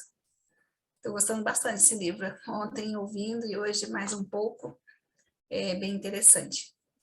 Laine, quer algum comentário? Alguém mais quer comentar alguma coisa? Juramar, bem-vindo, chegou bem atrasadinho conosco hoje, hein, Juramar? Achei que não ia aparecer. Liana também, gosta de comentar alguma coisa, podem abrir o áudio, a câmera e falarem. Oi, Rita de Cássia, bom dia. Bom dia. Bom dia, Sol. Bom dia, Elane. Bom dia a todos dia. que eu não conheço. Então, menino, me conta, o que vocês acharam mais interessante aí do branding de hoje? Ele fala muito sobre a meditação também e busca da autoajuda. Você vê que está todo mundo ligado na tecnologia, entendeu? O movimento está acelerando muito, né? Com essa, ontem ouvindo a forma assim que as pessoas estarem ligadas ao passado, o modelo tradicional de trabalho, de marca, de brand, e as pessoas querem estar atualizadas e a tecnologia fez isso o aceleramento. E hoje as pessoas estão tão aceleradas com tanto trabalho, com tanta coisa, tanta tecnologia, acelerou tanto o tempo da gente, que hoje estamos tentando equilibrar isso com o movimento de autoajuda. E tentando relaxar a mente, mas também conectada com o futuro. Eu achei bem importante isso também. Importante, importante. Eu achei interessante também essa pesquisa aí, que a pessoa né, faz a pesquisa e acha que está agradando, né, de algum jeito, e a visão das pessoas é outra. Né? Se a pessoa está querendo vender a sua marca, isso é importante para ela, né? Que as pessoas realmente enxerguem os pontos positivos da sua marca e tal. Agora, Isso. se é um relacionamento interpessoal, às vezes ela tem que mudar de grupo, né? Porque se aquele jeito ela está bem, ela está feliz, para que ter essa coisa também do querer agradar, né? Porque aí é que ela vai para ter que fazer autoajuda mesmo, porque ninguém agrada a gregos e troianos. Né? Eu achei muito bom a gente ter lido aquele livro na semana passada, né, Sol? Né, Elane? Porque mostrou, a gente tem que ter coragem, né, de ser autêntico, né? Ser feliz. É verdade. Uma coisa que me chamou a atenção, né? Porque quando fala de marca, né? Ele fala bastante da nossa marca pessoal. Então, às vezes, a gente representa uma empresa, como no meu caso, né? Eu represento uma empresa de venda de cosméticos. Então, o que ela traz? Qual que é o seu diferencial, né? Então, eu penso que isso é uma coisa muito importante do diferencial. Porque, por exemplo, no meu caso, tem várias pessoas que representam a mesma marca, mas qual que é o meu diferencial da Elaine? É um atendimento personalizado, de fazer o acompanhamento daquela minha cliente, por quê? Existem vários produtos até dos concorrentes e às vezes o meu próprio produto que eu represento da minha empresa é um excelente produto. Mas o que acontece? Muitas pessoas vendem através do catálogo. E quando eu dou esse atendimento, eu sei qual que é o tipo de pele da pessoa, como é que fala? Eu vou poder indicar um produto que é para a pele dela. Então, o que acontece? Muitas clientes chegam até a mim e falam: eu comprei um produto, sei lá, da Lancôme, de marcas muito boas, mas o que acontece? Mas eu achei o produto uma droga. Claro que é uma droga, quer dizer, não é o produto que não é bom, o produto é excelente, só não é adequado para o tipo de pele da pessoa. Então, eu penso que esse diferencial, né, o diferencial no atendimento é uma coisa que faz diferença. Então, eu penso que em qualquer posição que você ocupa, independente, né? Qual que é o seu diferencial? Porque é isso que vai te tornar, claro, com estratégia, com tudo isso, mas o seu diferencial é o que vai, como é que fala? Fortalecer, né? Você como marca pessoal. E aí, quando você está numa outra empresa, você pode estar aqui, pode estar lá. Isso é o que vai agregar para as outras pessoas, né? Interessante, Elane. Isso aí, esse atendimento personalizado, mesmo que a pessoa mude de marca, mesmo que você vá para outra, se a pessoa gostou do seu atendimento, dos seus conselhos, se você é sincera, você né? Eu acho que isso aí é legal, é uma dica boa para o nosso brand, aquela coisa de olhar nos olhos, de ter uma atenção. Eu tenho que melhorar nisso, porque na correria, às vezes eu não estou correndo, estou olhando outra coisa, não tem jeito. Mas, por sinal, eu agora aqui vou mostrar para vocês. Estou cortando milho aqui, porque senão vai estragar. Enquanto estava ouvindo, fiz um bolo. Opa, E tá aí, bom que o tomar um bolo, café com você. café com bolo de milho, que eu vou levar lá para a chácara, que tem uma reunião agora. Mas Que está tudo delícia. certo, aproveitei bem a leitura. Agora, o problema é que eu botei a medida que eu ponho sempre e o bolo, eu acho que o fermento estava novo. O bolo saiu para fora, assim. Então, tem isso na nossa marca também, né? Às vezes a gente vai fazer com as ferramentas que tem e tal. Um detalhe que você muda tudo. Então, você tem que estar sempre cercando, olhando. Atenta, né? É a vida. Hoje foi um fermento novo, gente. O trem tornou. Ai, Rita, mas muito bacana só você compartilhar isso com a gente. Bom, Juramar e Liana querem falar alguma coisa? José Carlos, Matheus, Maria Luzia, olha aí, ó. Luiz. Alguém quer um comentário a mais? Tranquilo aqui. Tudo certinho, meninas. Hoje você está quietinha, Liana. Só agradecer mesmo, tá tudo certo. E eu lembrei do Luiz Marcelo quando estava falando da cabala. Se ele estivesse aqui, ele ia falar muito disso. Não sei se vocês lembram da hora que ele falou, né? Então, eu pensei em parar para a gente fazer algum comentário, mas eu falei, vamos deixar seguir, qualquer coisa a gente comenta no final. Os comentários do Luiz Marcelo são que mais apreciam nesse momento de leitura que ele próprio criou, né, para nós estarmos aí estudando. E o principal, né, o petisco aqui desse momento é os comentários do Luiz Marcelo nessa relação aos livros. E quando ele falou de cabala lá, do autoconhecimento,